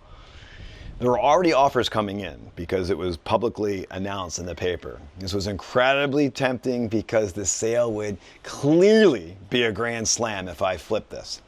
Yet I stayed true to my vision, passive income. It was the right move. All right, next section, phasing out a project. It's going to take the biggest loan I ever was going to get, an $800,000 loan. Easy, right? Well, here's what I did. As soon as I banked the $200,000 after the sale of my home run, I went to my banker and I told them that I wanted to build my next property, that I was done flipping homes and I wanted to build from ground up. Now remember, it was going to take 2 years to get the approvals on my storage project, so I wanted to use that $200,000. I just didn't want it sitting around. Why? Because I wanted to make money, and two, I wanted to establish a relationship with a bank for my future large commercial loan. Make no mistake, there's a difference between house flipping construction and home building, but the construction skills I acquired over the years certainly applied here. The more remodels I did, full of unexpected surprises, hiding under the floorboards, behind the walls, the more I saw how much easier to build just from scratch. This wasn't a pivot that every flipper makes, but here was yet another unknown that confronted me. However, I proceeded the same way I always did, doing my research, talking to as many people as possible, finding my footing, educating myself, and that enthusiasm to go for it. I found a residential lot for $70,000. I knew that we could build a home for about $100,000. I had cash in the bank, and remember, I had time to kill as I was waiting for my approvals for my storage site. I decided that I wanted to use the same bank for both of my loans, the house loan and the storage loan. With my $200,000 as collateral, this would help me establish a good reputation with the bank. So the first home was successful. I built the project, I flipped it for $233,000. We pocketed $50,000 after land, building, closing, and realtor costs. And then I built my second home with the same bank. This home was slightly bigger.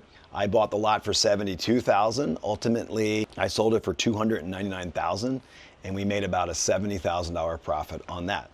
After I paid both loans back on time, I finally asked for my commercial loan 2 years later. After putting real cost numbers on the size of the facility I wanted, 205 units, more than I anticipated, the cost ended up being around $1.2 million.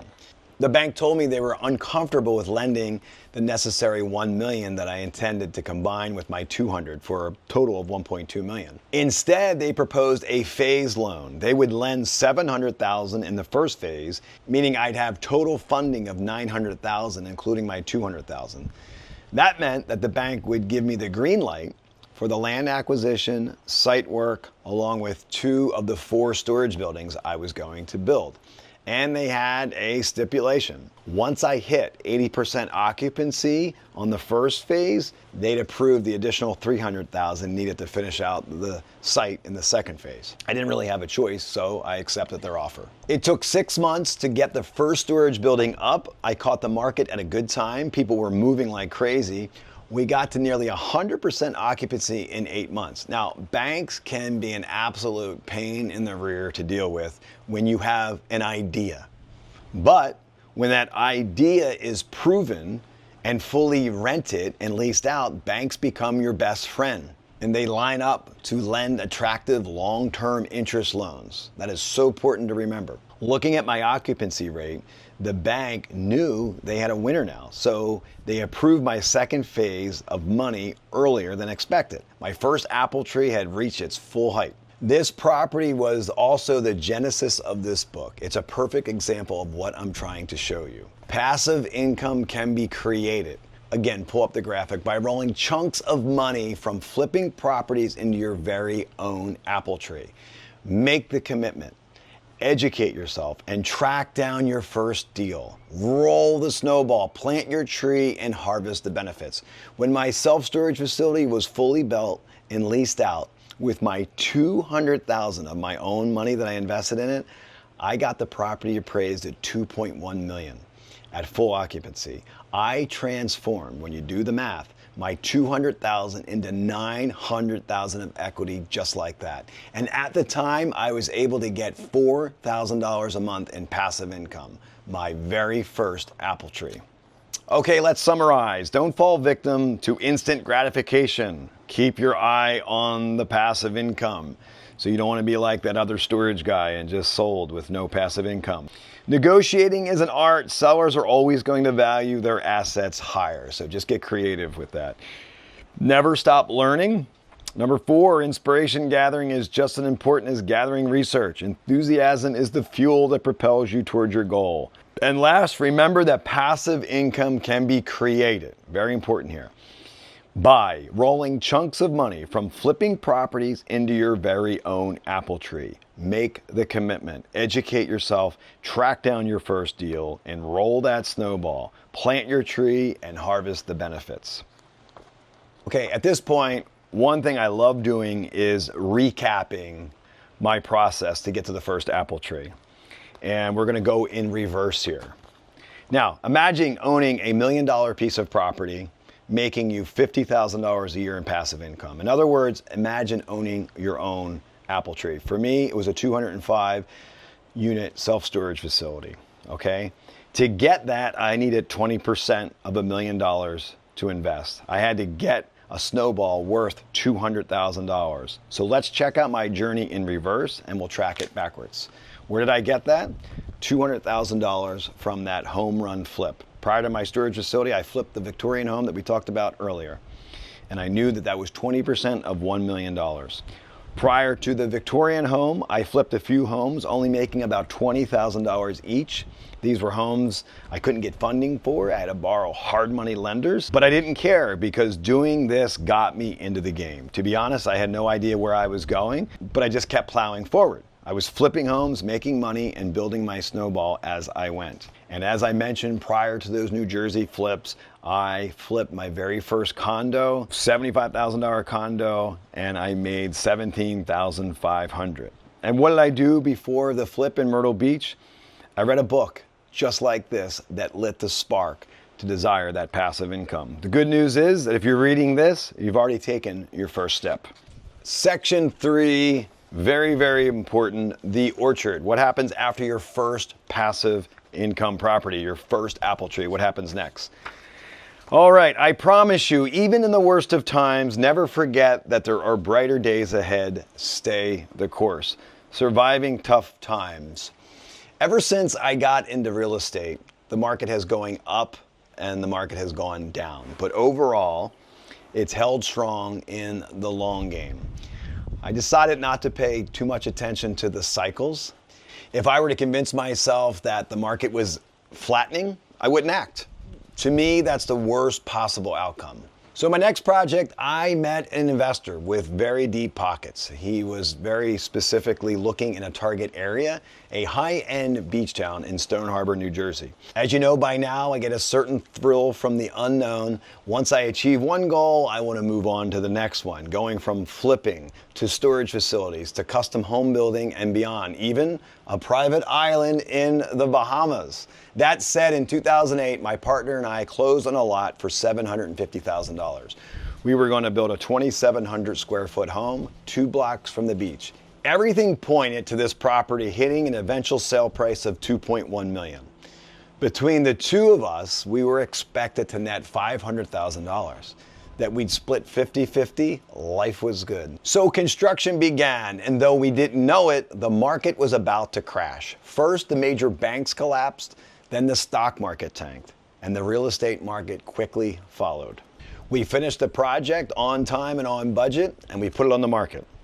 We received 0 offers. A lot of people walked through it. They loved it. They loved the trim. It was decorated by a really good interior decorator, but it wasn't enough. We lowered the price to $1.995. Still nothing. $1.8 million. Crickets. The summer rental market was still in good shape, so we decided that we would rent the property out. That helped us cover the expenses for the mortgage and everything else for the entire year. Then, about a year later, someone toured the home. They loved it. I was like, great. But we don't want to buy it. What if we added another bedroom to this layout and we changed the roof line? Could you build it on our lot? So I went back to the architect. I priced out the home. I added 20% for profit and I gave them a price. And just like that, in 2009, I became a custom home builder in Stone Harbor, New Jersey. Soon enough, I had my first client. We tore their old home down and we built a brand new custom home. And then another, and then another. Even though the general market was terrible, the faucet hadn't completely shut off. And I was using that rental as my sample home to bring people through. Over the next few years, I built over 20 custom homes for clients. I weathered one of the worst economic moments in U.S. history because I had a good, positive attitude. My head was high, not down. This allowed me to see opportunity in hardship. Most would succumb to failure because they lack perseverance. I kept my attitude up, knowing I was working in a wealthy beach town where enough people were still confident in spending, and it didn't stop. By 2011, 3 years after the market crashed, the recovery slowly kicked into motion. The spec market found its legs again. That first custom home, originally listed at 2.1, finally sold for 1.5 million.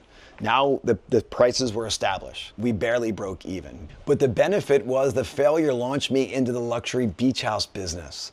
And as the market got better, I was fortunate enough to meet my perfect investing partner a few years into the recession. His missing link was a person who could execute on design and construction. And my missing link was money and a reliable lender during these lean years. When this investor and I got together, he originally called me to do a remodel at his big bayfront home. Thankfully, we clicked immediately, and we both knew a lot about the market in Stone Harbor. He seemed interested in spec homes, and I said to him, would you be willing to do a spec with me? He said, sure. So I agreed to do his remodel at cost if we worked out a deal to fund my next project in Stone Harbor.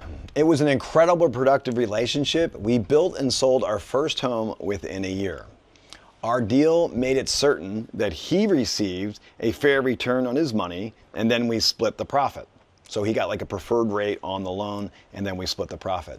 My partner and I kept going. After the first sale, we did 2 homes at the same time. Over the course of 3 months, we found 2 properties to develop. We sold them as soon as the construction finished. I was ecstatic.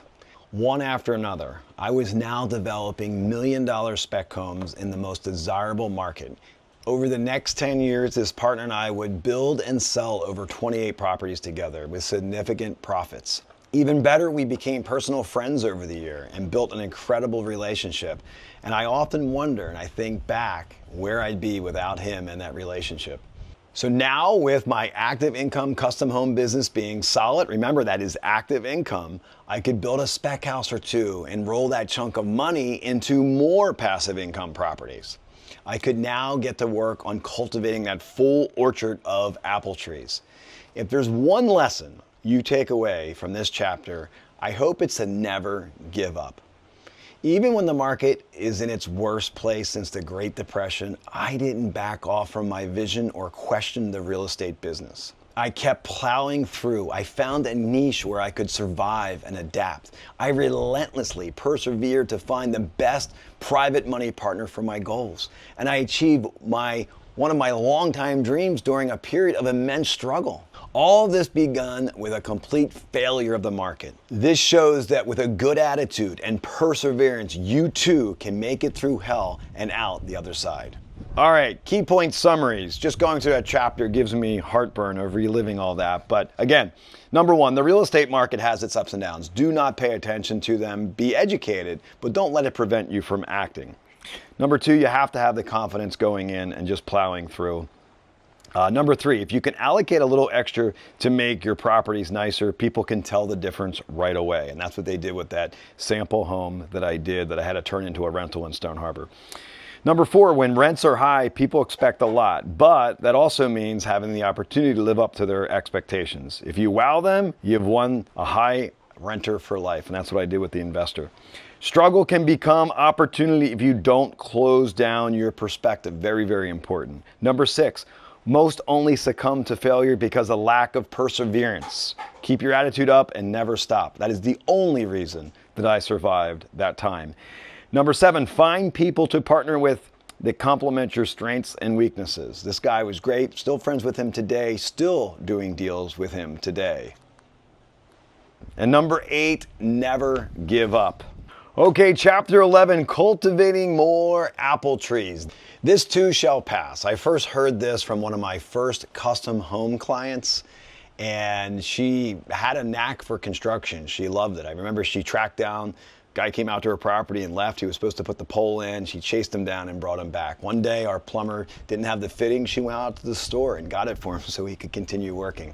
I soon found myself thinking that I might hire this woman someday. Sure enough, a year later, I brought her on to work as my part-time selection coordinator in our construction office. Her calm demeanor resonated with my clients. She was great. She was like the office mom. Anytime a seemingly disastrous problem popped up, she never lost her cool. She always said the same thing to me: this too shall pass.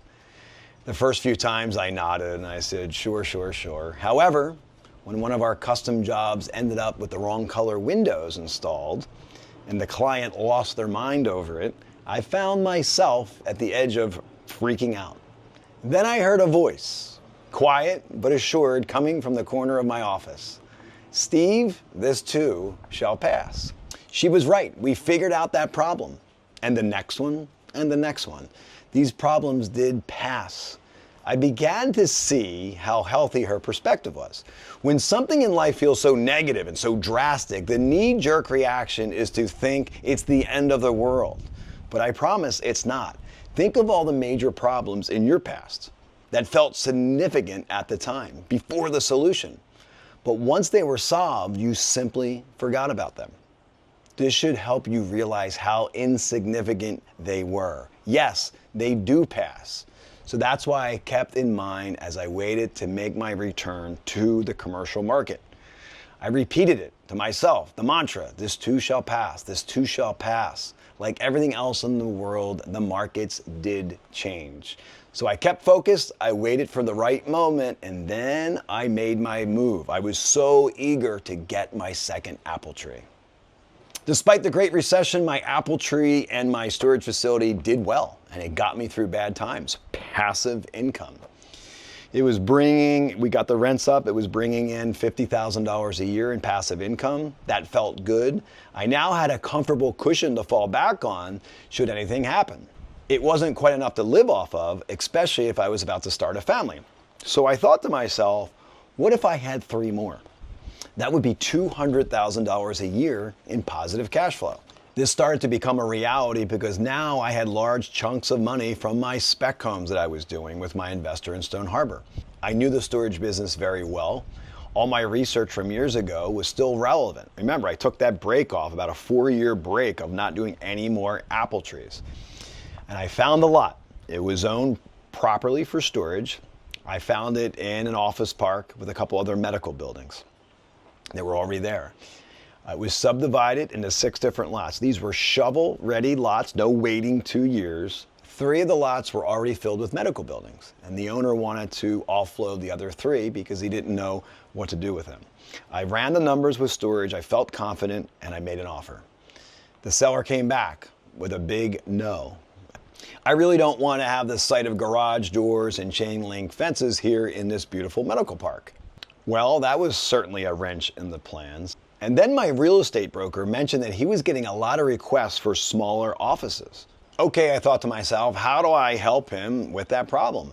I spent good money on a rendering and a layout of my potential property. And I designed it in such a way that it had a row of offices in front, 16 individual offices with 2 conference rooms. And what that did was it shielded all of the stuff that the seller didn't want, the garage doors and the fence. I made sure that the front of the office was incredible. We had modern stone, it looked clean, it looked like nothing in the area. As soon as I showed the rendering to the seller, he changed his mind immediately. He did a total 180. He went from, I don't want this, to how can I have it because it's going to help me sell the other lots. Quick tip, if you're doing anything, renderings, use them. I owe my second apple tree to that single rendering. If you ever get into a type of project where you're seeking a decision from a planning board or even an investor, these can make or break your pitch. You can talk all day long with every fancy word or term you can imagine, but a picture really is worth 1,000 words. It tells a story and it gets people excited. Soon, Spaceworks 3 Myers Drive became a reality. This property brought together more revenue streams than I'd ever imagined. I had office rentals, storage rental, warehouse rentals, and conference room rentals. Okay, let's look at the numbers on the Spaceworks summary. We had $27,000 in storage rentals. Smaller rentals were $9,500. The medical suites brought in $4,000. And we had about 35% in operating expenses, and my mortgage was $11,200. And that got me $15,125 in passive income. And if you're wondering about what it cost to construct this, the lot was around $500,000 and it was about $1.5 million. So, you know, my first storage facility was $1 million. This was about a $2 million project all in. Okay, small tip on Spaceworks. So when I went to a bank and I gave them and pitched them the idea, they said no. And they wanted like 50% into the project, which I didn't have. So I went back to my private investor. I put 2 of my flips from the Stone Harbor area into this, and I borrowed privately the money, the difference in the money. And I borrowed at a very high rate, but it was only for 1 year. And what that did was it was unbelievably successful. I leased everything up. I had all the medical, all the storage. And guess what? I had 3 offers when I was done from 3 competing banks. You know, and it kind of annoyed me. It's like, where were you when I had this idea 12 months ago? And here you guys are lined up. Why? Because they're so conservative. They don't want to take the risk of an idea. And they were going to lend, but I didn't like the terms. But now that it's a proven concept and you're almost 100% full, they were in line to do long-term financing.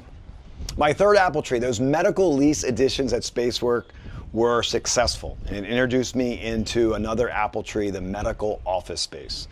1 year after I completed my storage facility right next door called Spaceworks, there was a lot remaining next door, and same seller. I drove by it every day and I just had that itch, thinking how great it would be to develop it since I already owned the property right next door. I studied other medical offices near me and I thought it would be fun to get into that. This lot was zoned for a 15,000 square foot medical building. I decided that I wanted to use that land to be all medical, the most stable for long-term tenants. Once these medical people move in, they don't move out. After a year of my storage and my offices were leased up next door, everything was coming together. I told the seller I wanted to buy the lot next to me and I would settle on that land once I had 50% of it leased or sold. He declined. I waited a few months. I've offered again. He declined again. The property sat for a few more months and I waited the inevitable. He came back and agreed to sell me the property with the contingency that I would settle once I had half of the new property leased or sold. I knew if I were to show this plan and rendering and build a 15,000 square foot medical building to the bank, and I already had 50% either leased or sold, they would do the loan. Prior to even breaking ground, I sold 3 of them, half of the project before it even existed. So I paid $550,000. This is a little tricky because I built it, I sold some of it, and retained some of it. The land was $550,000. The site work to get that land, the paving, the street lights, the sidewalks, all of that was $450,000, and the total construction of the building was $1.9. So I had 2.9 million into this project, and I put 300,000. I rolled 2 flips from Stone Harbor into this project, and the 2 units that I sold for 1.7 collectively, and then I kept 2 units. So there was a total of 4. So that 1.7 reduced all of this to 900,000. And what that really did was the portion that I kept, it really supercharged it in that my payment wasn't that much because I offset it with the profits of selling. All right, let's go over key point summary here. This too shall pass. That was an amazing line in the beginning. When someone in life feels negative and drastic, your knee reaction is to panic. But remember, this too shall pass, just like it did for me in Stone Harbor. If you find yourself disagreeing with a seller, just listen and get creative. And use renderings. If you ever get into a project where you're seeking a decision from a planning board or an investor, a rendering speaks 1,000 words. And that will bring us to the most important section of this book, mindset and motivation. Dreaming is easy. Achieving dreams, well, that's a little more complicated. Imagine yourself on a high dive. You've climbed so high, you fought off your anxiety all the way to the top, and all now you have to do is just jump. You're on the edge. Now imagine yourself never taking that leap. You want to go home. You want to quit. But the future is now. If you don't take that leap, you're denying yourself something essential in life. Progress, adventure, bettering yourself, action. I've had my share of strengths and weaknesses. However, I believe that my true weapon is mindset. I've always had a positive attitude in life no matter what. It's a good thing too, because it sure has been tested over the years. Positivity is the force that helps you plow through any obstacle. Another necessary strength has to be perseverance. If you want something to happen, as you've now seen, it's incredibly important to be persistent. Once I have a vision, I drive towards that goal and I never stay off course. Here's a quick example. I fell in love with this island in Exuma, Bahamas. My family and I were here staying at the resort. I just couldn't believe how beautiful this place was. So I started asking questions. I started with, what's going on with the 40 acres next door? I got passed along from the front desk manager to the hotel manager who believed that a private villa community by the sea was coming. Then the front desk connected me with the guy who owns it. Turns out he lived 30 minutes from my house back in the United States. But the hotel didn't have the phone number for this guy. So I kept asking around the resort until I met someone who knew him. As soon as we got home from that vacation, I rang him up. Sure, the stars aligned in a way, but I would have never gotten that number if I hadn't persevered and tracked down the owner. It took me so many different steps to do that. Whenever I tell the story to people, they say, well, I say I got lucky. And then they immediately point out, Steve, no matter what, you would have tracked that phone number down because they know me, that persevering. I guess they're right. My persevering spirit must be obvious at this point. Simply put, I'm committed to making things happen. From simple daily tasks to getting involved in developments of a private island right here in the Bahamas. I get distracted quite easily. I suspect it's some type of ADD of some kind. A lot of us have it, but I view that as a good thing. I bring this up now because the last lesson I have for you in this book is training your mind. A healthy mindset is vital for success. If I left this section out of this book, it would be a huge, huge disservice. I once heard a successful real estate investor say, and you've heard me say this before, when I was in my 20s, I thought finding success was 80% hard work and 20% mindset. In my 40s, I now truly believe it is 80% mindset and 20% hard work. I cannot agree with that statement more. In the pursuit of passive income, especially in real estate, everything, I mean everything, is stacked against you. That's not always a bad thing, as it prevents a lot of people from even trying. Less competition. If you ever encounter a tough moment and you strive for passive income, I want you to come back to this part of the video. I hope it reminds you of where you need to be mentally. I want to help you stay on track because this is where it gets real. A healthy mindset is vital for success. Okay, let's start with the different mindsets you need to have. I love this line. Once you make a decision, the universe conspires to make it happen. Ralph Waldo Emerson. This was a quote. And this is all about decision. When you find yourself spinning in circles trying to figure out whether or not you should do something, remember the words of George. Go for it. My dad always said that to me. Make the decision to act. You'll never get started without that initial decision. When you make a decision, it leaves no alternatives. It clears the board. Going all in needs to be the only option. There's true power in giving yourself an opportunity to pursue your dream. As Emerson said, once you make a decision, the universe conspires to make it happen. So what does that mean? It means when you decide that there are no other paths and you commit, new opportunities appear, where before your doubts covered them up. They were there all along, but your mindset wasn't. You're now seeing new paths. You're now seeing new things because you chose a new path.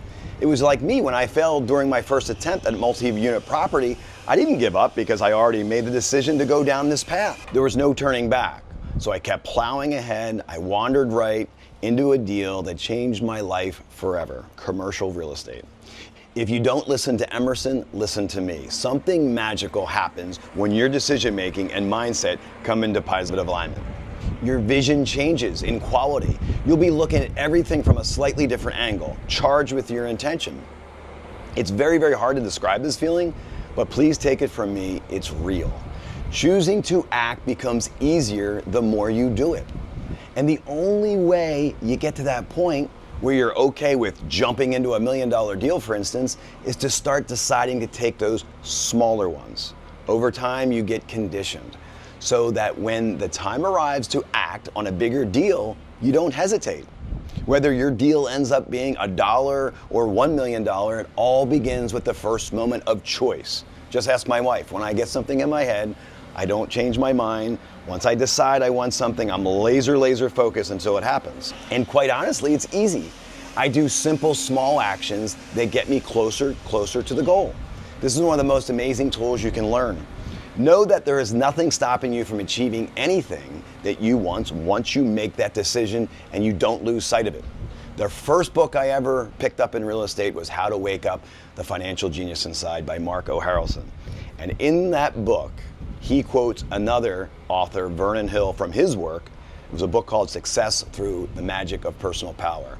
I ended up reciting the following passage often, and I even printed it at my desk. I posted it on the wall behind my desk and I read it daily. And I put it in the book here. So here it is. Pardon me for saying so, but some of you have splitting headaches right now from trying to decide between Roquefort and French dressing on your dinner salad. Yet, you call yourselves men of decision. Some of you are deciding yourself right out of everything that you want. The plain fact is you don't have the nerve to step right up and take what you want. You have the inner conviction that maybe you could achieve 10 times as much, but you won't make up your mind and once and for all, go ahead. You rationalize by saying you'll wait until conditions are brighter. Or you think you better think a while longer. Or you don't think it's been done before. Or you say you better check with someone. Or you're not sure you can follow through. Or you just don't know. Some of you folks out there have more alibis than a kid caught in a cookie jar. Maybe you're asking, but isn't it intelligent to wait until I know exactly how things are going to turn out? The answer is if you have to know exactly where you're going, you're never going to go anywhere. That's the big problem. You want so desperately to be secure and to be protected that you're scared to step off into the adventure of the unknown. Go ahead if you want. Be what you call secure, but don't ever expect to advance beyond the petty position you now occupy. I'm not being insulting. You know I'm telling you the truth. Personally, I'd rather enjoy the idea of not knowing exactly where I'm going. That gives me the opportunity for investigation, which can lead to improvement. Ladies and gentlemen, if you insist upon safety at every step, you might as well close your doors and turn in your business license. You have no business owning one anyway. Indecision is the mark of a fearful mind.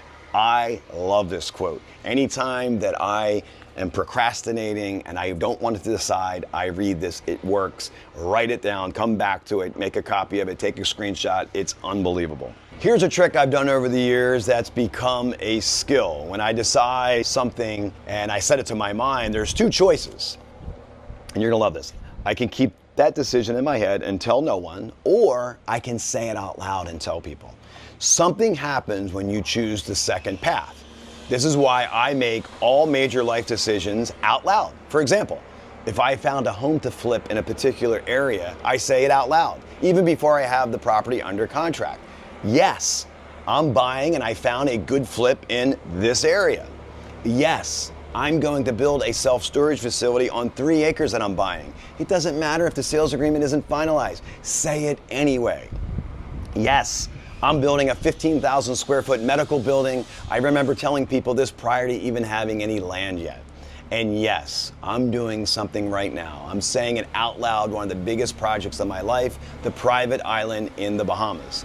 I'm currently saying it out loud here in this video and on the pages in this book that I'll be developing private villas on this island. As I sit here today, we're in the process of this hotel renovation and the land next door.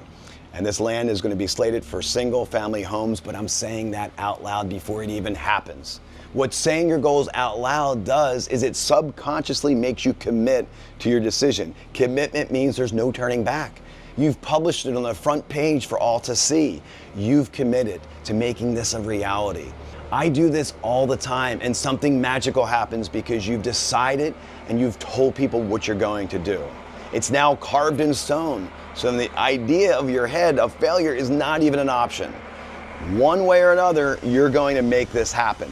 If you have a goal, say it out loud. Tell people about it, the details of what you're going to do. Commit and watch everything else magically fall into place because you have decided and have committed to this goal. So once and for all, decide that today is the day that your current situation is not enough. Decide to put away all your excuses and do everything in your power to change your future. Once and for all, trust me, it's worth it. Decide. Attitude is a little thing that makes a big difference. Winston Churchill. So, do you think Churchill is right? Is attitude a little thing that makes a big difference? I think it's a profound truth.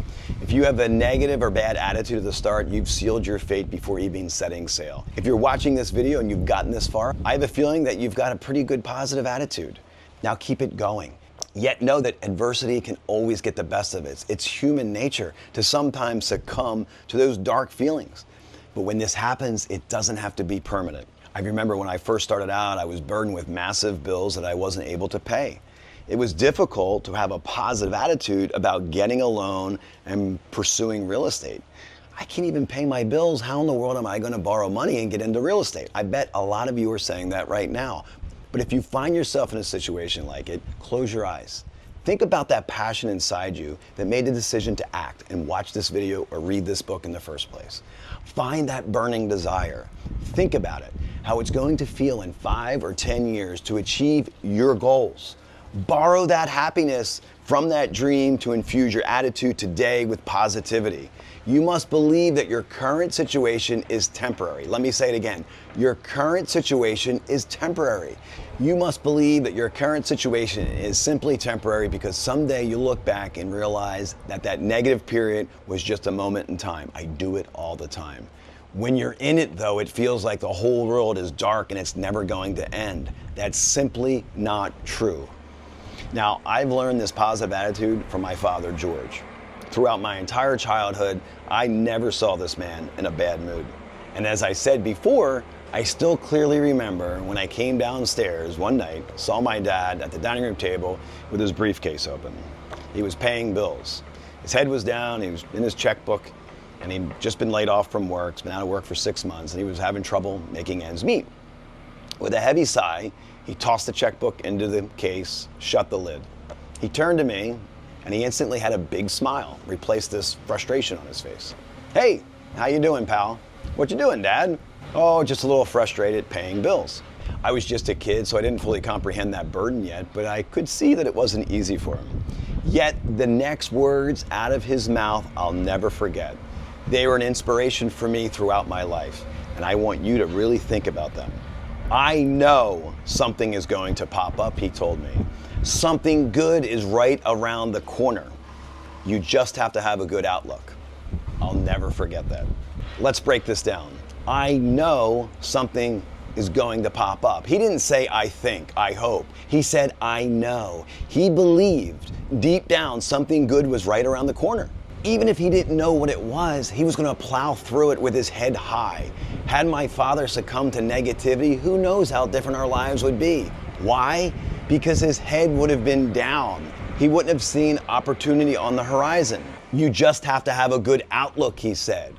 With a bad attitude, he would not have believed that his situation could change. He wasn't wrong to be positive. A few months later, from that night, a firm called him and made him an offer. That assignment lasted my father for over 15 years. George preached to always look on the bright side of life. This is invaluable. You know, I'd always say that this was ingrained in my father. It was just a part of who he was. But recently someone pointed out to me that his attitude wasn't ingrained in him. I said, what? He said that was a choice that he made. Your father chose to wake up every morning with a positive attitude and look on the bright side of life. I thought about that. We all have the choice of how we want to look at any given situation. I struggle with this, make no mistake. My custom home building business often brings me into conflict with challenging clients, probably 1 out of every 10. It affects my mindset and I start questioning everything about the business. But then I take a deep breath. I remind myself to focus on the 9/10 of my clients. I'm living my best life, building beautiful homes and making money. On top of that, I have an apple orchard, bringing me in passive income every month. I use that story as an example, but there are so many times that a positive attitude has saved me in my career. There have been countless networking events that I did not want to go to, but I ended up making an invaluable connection. This one doesn't pertain to me, I'd say, as an excuse. What am I going to get out of it? See, that's failure right out of the gate. Every event that I've ever attended, I've been able to extract at least one useful piece of information that propelled me forward. You could take 2 people going to the same event with a bad attitude with one and a good attitude with the other. The person with a bad attitude would have their head down. They would be pessimistic. They come out of that event with 0 information, no new context, and no new motivation. Now, take the positive person with their head up, believing good is going to come out of this, optimistically asking many questions, trying to meet people, and listening to inspiring success stories. Here we have 2 completely different approaches that lead to 2 completely different results. I know many people who have let great opportunities slip by due to a bad attitude, and I want to help others avoid this. You always need to enter an opportunity with not a preconceived opinion or perception. That's how I end up running into my fellow storage investor. Remember that story? I saw him, he had a negative opinion on the industry. Many people miss the boat due to negativity and not being open to the world and all the opportunities within it. And negativity breeds negativity. We all have people in our lives who never speak a positive phrase. Everything that comes out of their mouth is negative.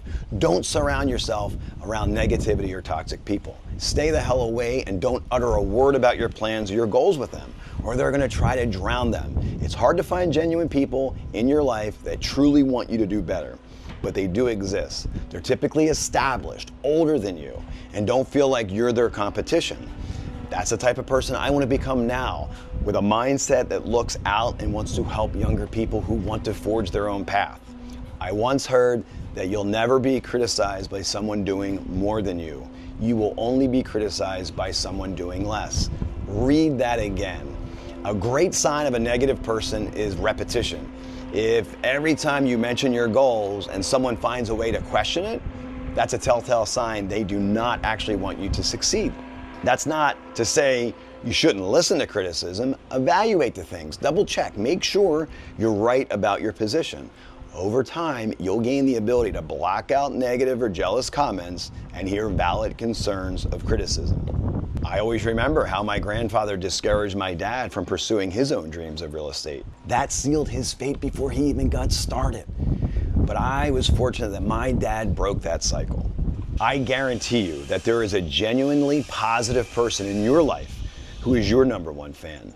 Talk to them often and keep them updated. They'll supply you with the motivation and the support that you need. While George never gave me $1 million to start out in real estate, it was his attitude toward life and his motivation that inspired me to never give up. And that was worth tens of millions of dollars. I wholeheartedly believe that having a resilient attitude is the most crucial mindset one could embrace. It's one that empowers you to plow over any challenge and pave a direct path towards success. The distance between your dreams and reality is action. Even if you know that you need to choose to decide and proceed with a positive attitude, there's no momentum without action. I see people who get right up to the edge all the time. They research opportunities, they find a potential deal, they speak with realtors, they talk to their friends, talk. As soon as I get my down payment together, they say. As soon as I meet the right investor, as soon as the right moment arrives. Sadly, too many people never go the extra inch off that diving board into the water. It's fun to dream, it's fun to read or talk, but action isn't always fun. When Monday morning comes around and it's time to walk the property or confirm a deal with a realtor, they don't act. These actions can be very small. Even this video, this book for instance, it took me a long time to get all these thoughts on the pages and organized. There were many nights when I just blew it off. That's why it took me 2 years to write. I'd sit at my desk, my laptop closed, thinking I should just write one more chapter. However, I had a lot of excuses to work on other stuff instead. It took slow, incremental progress, but here it is. The book is right here in front of you. It's real. It's the product of many small decisions to act. For all the slow sessions, some nights I opened my laptop, I read the last chapter I had written, I got inspired all over again. Just opening the laptop reignited the fuse. I took action. Small actions compound, just like a snowball of investment money compounds. Once that momentum is established, it's important to reduce inertia as much as possible. For example, not understanding the approval process for a certain property. Just do the next smallest step. Pick up the phone, call a local realtor, and get the answer. When you take that action, the doubts vanish and the momentum keeps picking up. I want to share with you a few strategies that I've always relied on to keep my momentum going. I'll admit, I'm a bit of a clean freak. I walk into a room, if it's messy, I won't be able to focus until it's straightened out. So what I do is I do a to-do list. It's simple but effective way of getting everything out of my mind and clearing it and writing it down. Each check mark on that list is another bit of momentum in the corner. Every morning, I write down my own tasks that I need to accomplish for that day. Next to it, I write an action needed for each one of them. I number them 1 through 5 or 1 through 10. I start right away in the morning when my mind is clear, free of other distractions. For example, task 1, action. I need to send up a follow-up email to that lawyer requesting a completion date. Task number 2, action. I need to send a text to an engineer to check on the status of that permit. Task number 3, action. Make a phone call I've been putting off for a loan structure. Task number 4, action. I complete a bit of research to send to a potential client. After 10 minutes, I've often gone through every one of my tasks and the day has barely began to start. Instead of worrying about all these tasks that pile up throughout the week, get organized, get moving, and feel all that stress fade away.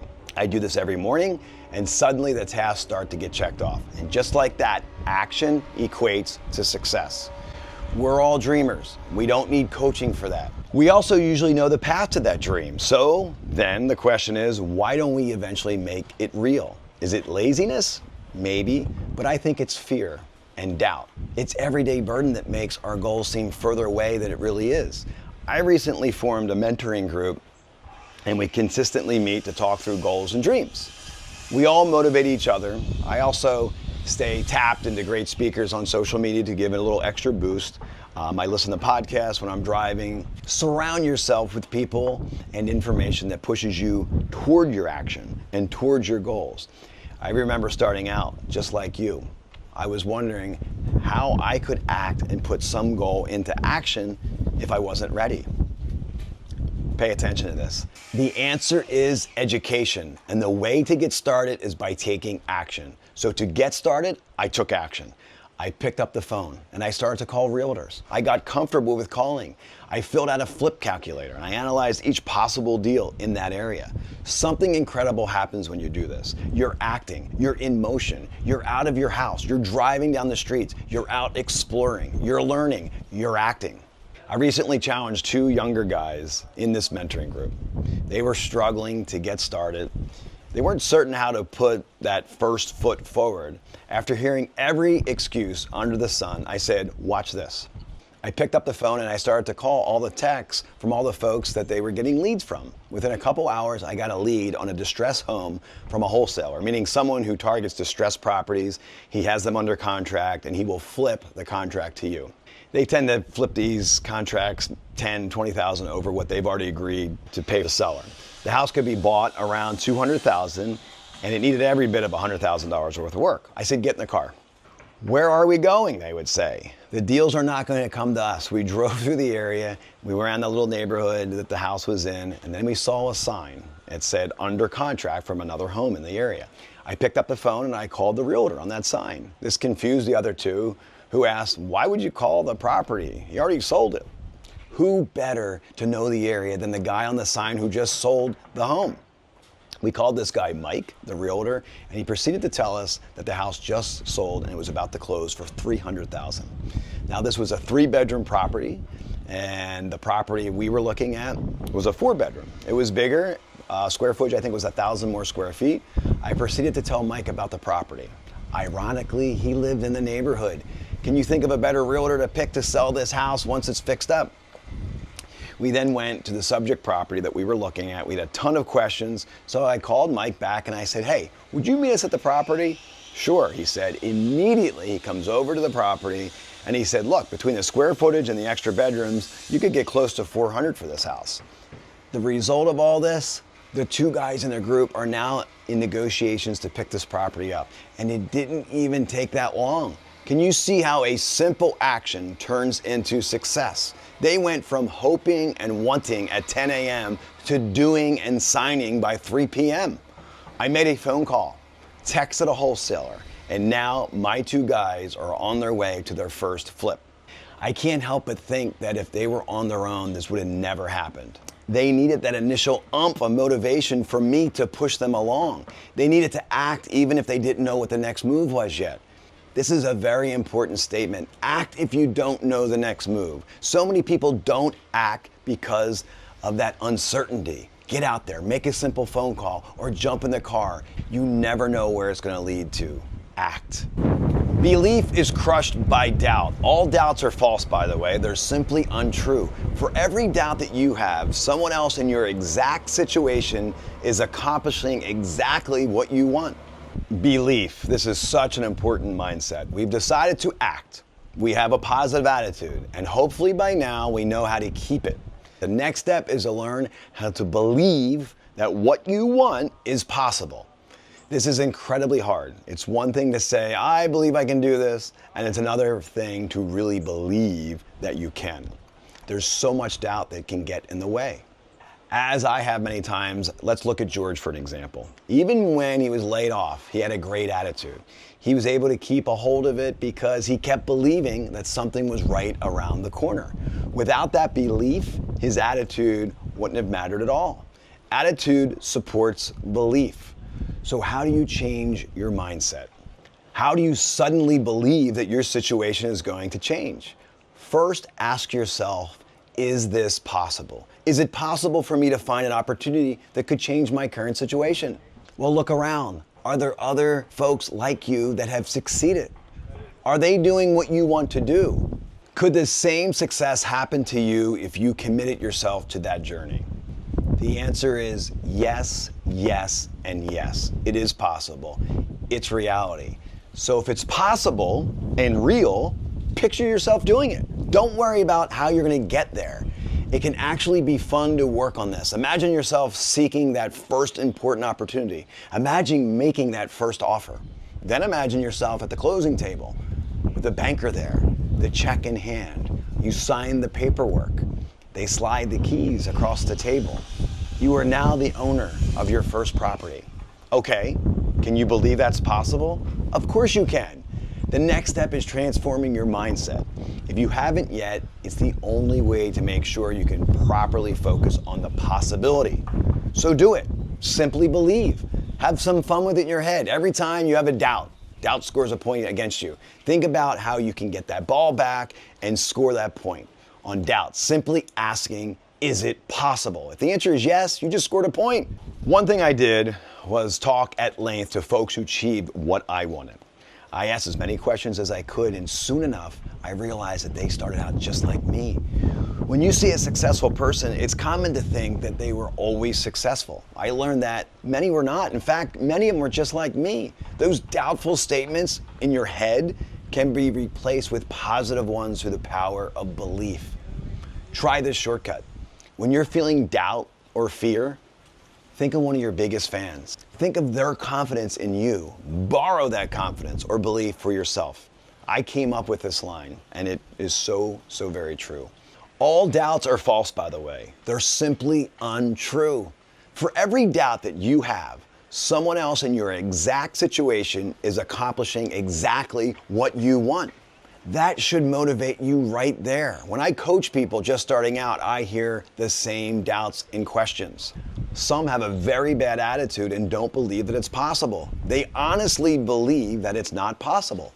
They believe it's not possible to get the property financed. They believe the home won't sell for the comparable sale price that we say it will. They honestly believe that they'll never be successful in real estate. These beliefs are a combination of bad attitude and not believing in the possibility. This kind of thinking drives me out of my mind. Why? Because I know they're 100% wrong. They try to convince me otherwise, even when I often tell them I know the path forward. In these circumstances, I like to give them the analogy of an escape room. When that door closes and it gets locked and you're in that room with a group, the first belief in your head is, we'll never get out of here.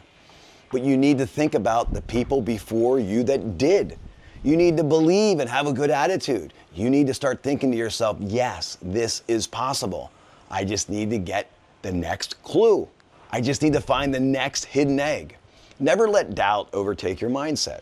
Find self-belief by believing in others' success and confidence. With time, it will happen. One day I realized that my mindset had developed into belief.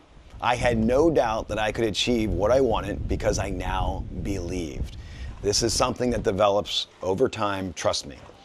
I recently visited Myrtle Beach, South Carolina. I went back there on a family vacation, and this is where I began my real estate journey. I lived there about 5 years in my 20s, but looking back, it really shaped my mindset.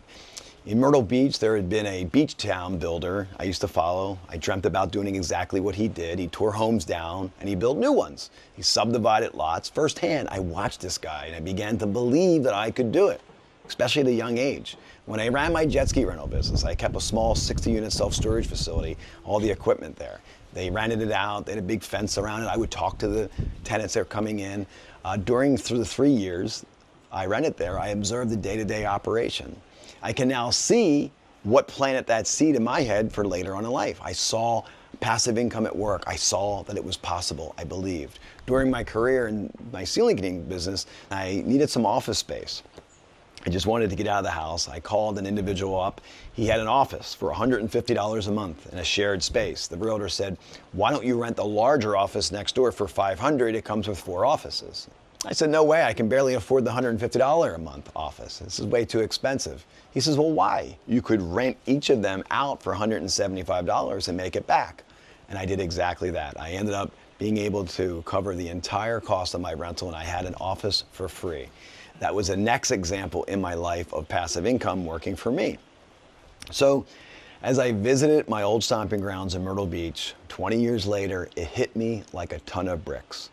I really went for it. I had such a great belief in myself and that these real estate ideas were possible because I witnessed firsthand others succeeding while doing them. It was not impossible. I had no idea that belief positively shaped my life later on. Now I'm a real estate developer in Stone Harbor building beach houses. I own several self-storage facilities and I own medical offices and medical buildings. Looking around Myrtle Beach, I had a big smile on my face and as this all went through my mind. When I plowed through my first storage facility project, subconsciously, I knew it was possible.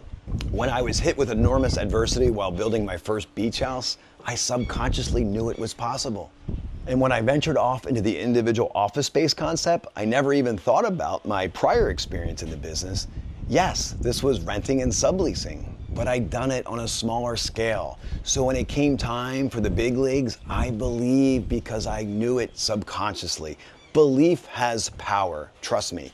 Get out there. Surround yourself with the ideas that interest you and the people who already are pursuing the goals that you want. See their success as a sign of the possibility of your own. Transform your mindset and it will lead to success for yourself. Trust me.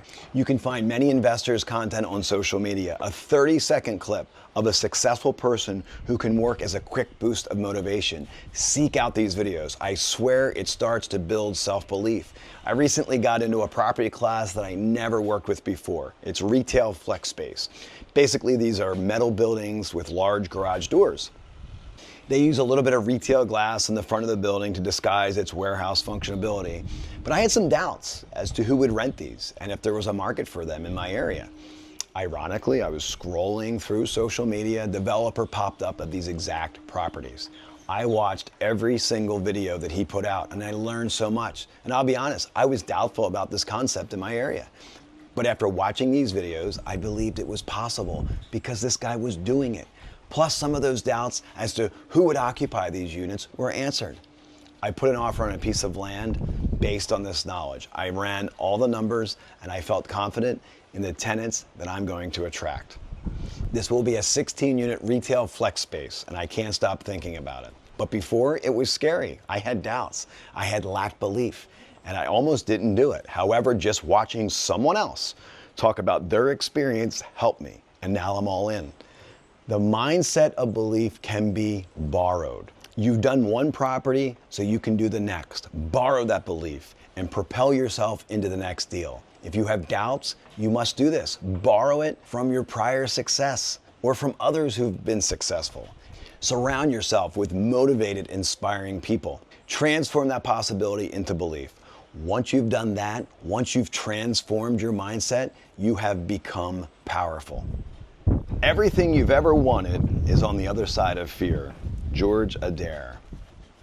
Fear. The lowest moment of my career was the aftermath of 2008. Even though I had my first apple tree, my storage facility, my occupancy still dipped.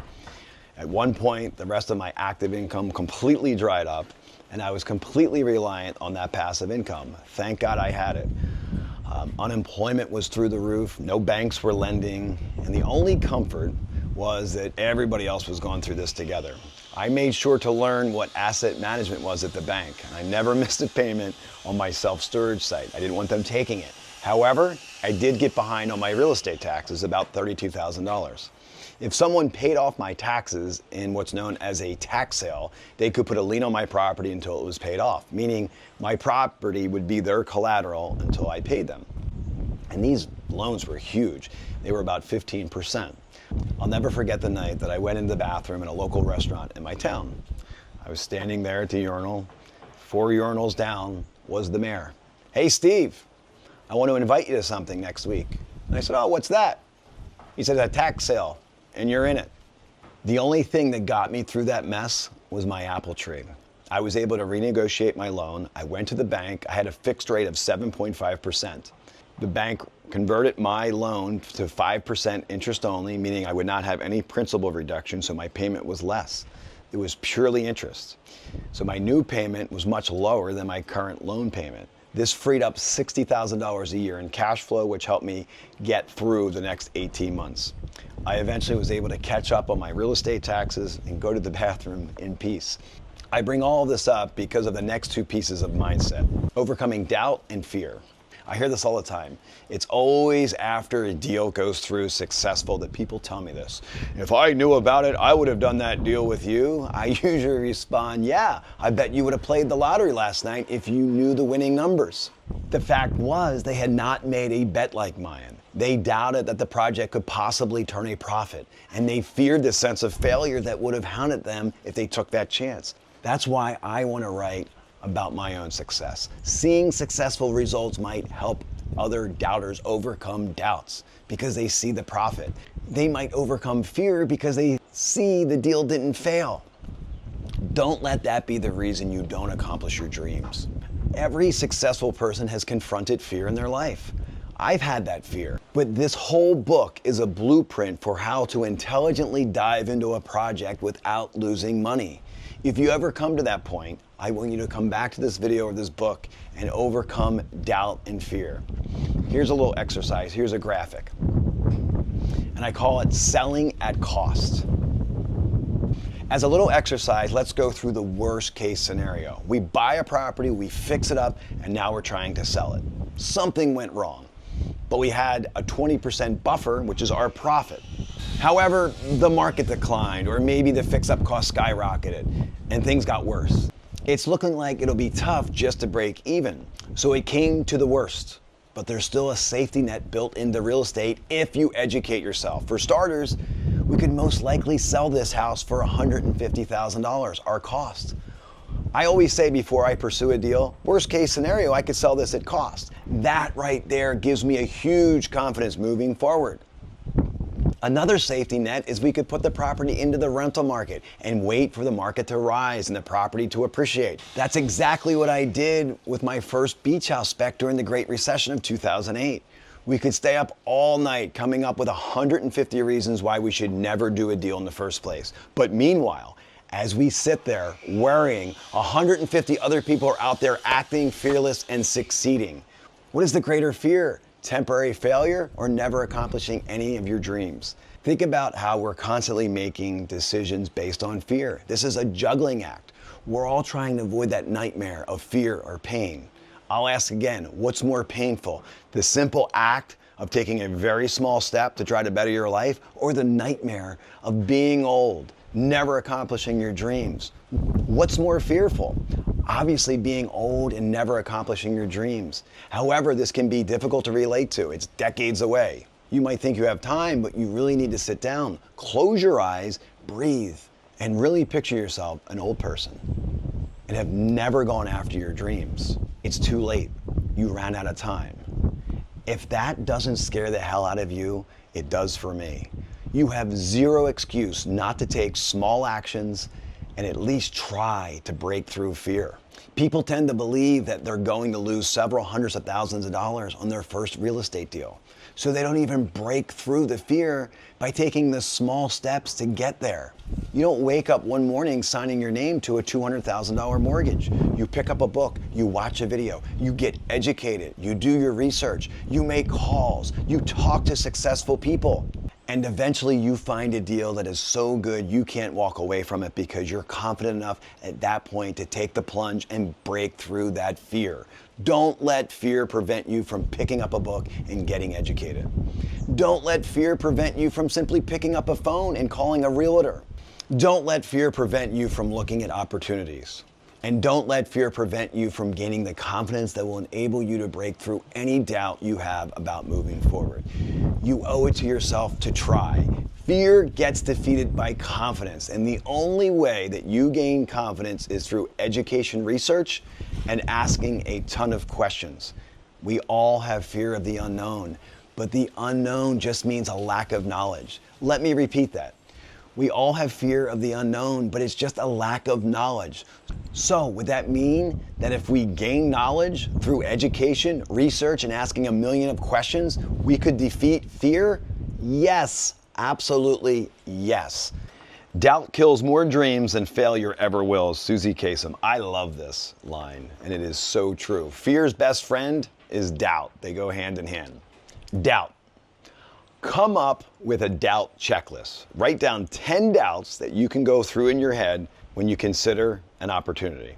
Thoughts like, I doubt there's any home that I could buy right now that would end up generating a profit. Even if I do find them, I doubt I could get those financed. These are legitimate doubts. That's why it's worth writing them down. However, now that you see them on a page, they're going to be a lot easier to combat. Don't forget, you're in a game against doubt, and it's time to score some points. Here's what I do first. Research a home in your area that recently sold. Talk to your realtor and ask about the other local success stories. Drive by the house, look it up on Zillow, and see what it used to look like. If the property was bought for $150,000 and sold for $300,000, then the chances are that seller made money. This should overcome the doubt that you can find a property that would generate a profit. It's real, it's solid, you saw it yourself and spoke to the realtor with firsthand knowledge of selling the property. Keep repeating this process until you feel confident truly confident that this could be a possibility for you too. Check that off your doubt list. The doubt about getting a property financed, that's legitimate too. I've been there. This doubt can be overcome by simply picking up the phone and talking to mortgage brokers and private lenders. Remember, they may not be able to provide you a loan, but chances are they can point you in the right direction. The reality is there are people just like you finding properties that will generate profit. And these people just like you are getting financed. Keep working on your doubts and check them off as you feel a little more confident about each of them. But that doesn't mean you'll never face doubts. Even with all my success, I still feel doubts every now and then. During that spring break vacation, as my wife and I walked the beach of the Bahamas, I spoke it out loud. It would be nice to build a house here. Now immediately the doubts set in. Who would build it? How in the world would I get supplies and materials on this island? How would I get running water here? There's not even electricity on the island. Would we have to rely on solar panels? I bet it's incredibly expensive. Doubt was racking up points against me that day. In fact, they won because I didn't even think about it again for the rest of the 2 days that I was there. That was when my perseverance of overcoming doubt and fear finally kicked in. As I mentioned before, I tracked down a local builder named Rodney. I asked him all those questions that were nagging me. He opened his arms and offered to take me around to all his different job sites. As we visited one building after the next, my doubts began to fade. I saw how water to these properties got here through reverse osmosis. I learned that every home on the island has solar energy and a battery system. Rodney and I compared suppliers. As luck we would have it, we already used almost the same suppliers back in the US. The more I learned, the more my confidence grew. I spent the entire day with him. By the time I got back to the villa, I was back in the game. I told my wife I wanted to look for land here. She said, "You just told me 2 days ago it was impossible."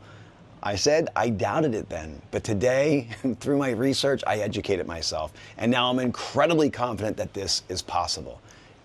It's funny, everyone I tell about this project responds the same way. They love the idea, but the next 3 questions are always doubts. Do you trust the local builders? It's going to cost a fortune. How do you get materials there? How do you get electricity? I smile and I think to myself that all those doubts were my same doubts, but I've checked them all off now. Doubt can be defeated. This is why I emphasize research and education so much throughout this book. It's the only real solution to fear. Fear prevents decision-making. Fear of failure, fear of losing money, and fear of the unknown are why you're reading this book right now. You'll never reach your dreams by remaining in your comfort zone. Get educated and use that as your advantage over doubt and fear. Follow the example of other successful people and try to foster a relationship with mentors. Every one of them will have stories of overcoming fear. You can even overcome the fear of losing money. Chances are, if you make an educated choice, the worst will not happen. And if you're young and you're in your 20s and 30s, dust yourself off and get back into the game. If you're married with a family, I understand that fear a little bit more. However, you can still make the choice. Through proper research and education, you can make a confident, calculated investment. Think to yourself, what's the worst that can happen? I sell it for what I have into it, which is 100% true if you did your research and your education. Use this book and these videos to overcome fear. Take a calculated risk. What does that mean? Well, if you threw a dart at a map and bought any old house for sale, that's not very calculated. If you buy the property right, determining the best price, avoid the 3 red zones, educating yourself and researching along the way, that's not a shot in the dark. That's a real calculated risk. Don't let doubt and fear defeat you. Success is the ability to go from failure to failure without losing enthusiasm. Winston Churchill. The last mindset that you need to conquer is perseverance. Just as important as your ability to believe in yourself is your ability to persevere. You have to have the ability to hear no 6 times and come back again for the 7th round. It's only those who persevere that end up hearing yes. Here's a hard fact, you're going to fail a lot. Most likely in the beginning, there will be more failures than successes. I know that may take the wind from your sails, but you have to see that this has never been a one and done type of opportunity, or that every door was going to be wide open for you. When I was younger, I started selling vacuum cleaners door to door. This was the worst. I never heard so many no's in my life. Knocking on doors was step one to getting that appointment to pitch this vacuum cleaner.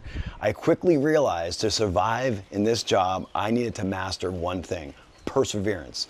Only 1 out of every 12 doors would open receptively. I began to count the no's. When I reached number 11, I said, hey, 1 more to go. Just a simple flip of perspective helped me transform perseverance. I wish I could communicate just how discouraged I felt before in my life, but I also wouldn't wish that feeling on anyone. Sadly, I know that all of us have definitely felt those emotions. So the next time you feel them sneaking in, make it a game. I love games. Accept the challenge and figure out how to beat that specific level. You're gonna level up, I swear, if you value perseverance. Practice this game everywhere, from getting a table at a restaurant to making a big sale. Come across as kind, but don't take no for an answer. You may need to ask the same question 7 or 8 times, so make sure you know how to creatively rephrase it. I see so many young people just starting out who simply take every no or obstacle as a sign to stop trying. Some people have perseverance built in them. They'll never take no for an answer. My youngest child is like this, and that's why I nicknamed her Ramrod. When she gets something in her head that she wants, she does not quit. She'll rephrase the question. She'll ask again. She'll pause, take a break, and come back to ask in a totally different tone. She'll wear us down until we say yes. You must do the same thing with anything that you want in your life. Although I suggest you do it with a little more finesse than a 7-year-old. So when I see younger people in their 20s and they hit a roadblock and they stop, I tell them to pick the phone back up and ask the question a little bit differently. I know you don't have any properties for sale right now, but could you remember me and put me on the list when one comes back and call me back? Then ask the question a little bit different. If you were me and you wanted to buy a property, what would you do? They're gonna say, well, maybe I can ask somebody in my office if they know of any properties. Chances are that person's gonna call you back and find a property for you very quickly. Don't take no for an answer. Expect that no will be the first answer you'll get, no matter what you pursue in life in general. But don't accept it as the final answer. Perseverance is a must when seeking financing. This is where you will hit the most roadblocks. I ask this question a lot. I know you can't do this, but what can you do? You will be surprised what they come back with. I use this when the hotel is full, with no car rentals are available, or if a parking lot is full, or if a restaurant's booked. You will be floored at how successful you'll be by simply asking, I understand, but what can you do? I understand you have no sales listings right now, but could you help me find a property? I understand I do not qualify for this particular loan program, but what can you do for me? It's a game of trying to find the open door. Perseverance can be daunting. It can take a lot out of you, I know. It can make you feel like you'll never succeed after so many doors have been slammed in your face. The possibility of failure sets in. The idea you never reaching your goal becomes a reality. This is called defeat, but you must persevere and break through this. Every one of those no's, or anytime a door is slammed in your face, it's a learning experience. That failure is invaluable. So, as you're going through the failure marathon of perseverance, know that you have not wasted your time. None of your efforts were worthless. Failure is the best education you'll ever have. I would have never been able to hit my home runs if I hadn't learned from my previous strikeouts. And it's not all a daunting task. Perseverance means successfully getting through obstacles and getting what you want. Keep your eye on the prize. When you have these setbacks, picture in your mind your why. Why are you doing this? Only you can answer that, but that why must be so great that it'll get you through the last miles of the race. Come up with a collage or some screenshot that you can keep. Picture of your family, a nice vacation, a new car, or a house. Take that screenshot of that apple tree with all those shiny apples that guarantee you $50,000 a year or $100,000 a year coming in automatically. That is your why. It might be living comfortably, taking your kids to the park and not having to wake up Monday morning and listen to that boss all day, while money automatically comes in. It might be simple financial freedom, of the freedom to do all the things that you want to do in life. Wanting to achieve this and succeed, and then giving back To others might be your why. List all those reasons as goals, come up with a bunch of pictures, take a screenshot of all of them. Look at them often, print them out, put them on your wall, or make them your screensaver. These are your whys. Keep your eye on the goal. Trust me, this will get you to persevere. The finish line is out there. The apple tree is real. The lifestyle that you want, take a screenshot. It's 100% real for you. Okay, so that was a lot. This book started and the video started with education. You have to get educated. The next step was all the properties that I did. So you can see how that education was valuable in doing all of those examples. And the third part of this book and the video was mindset. Super, super important to have that positive attitude, that perseverance, and all those mindset values that I went over. I want to give back, and that's why I did this long video. We could have charged for it, but I wanted to get it out there for free to help motivate you guys and get out there. And take it one step further. Pick up a copy of this book. There's so much more in here than it was just on the video, and use it as a reference. I often go back and I read my own book, especially the mindset and the motivation section. It is truly, truly motivating. Here's what I'm going to do. This beautiful island of Exuma, Bahamas. Pick up the book, go out there, take action, implement all these lessons, and write to me. Let me know how you're doing. Here's what I'm going to do. If you guys buy this book, I'm going to pick one lucky person to come down here, spend a week. Let's look at some of these real estate deals. Let's talk real estate. Let's see how you're going, and let's personalize a plan that's just for you. Again, pick up the book, get out there, and go for it.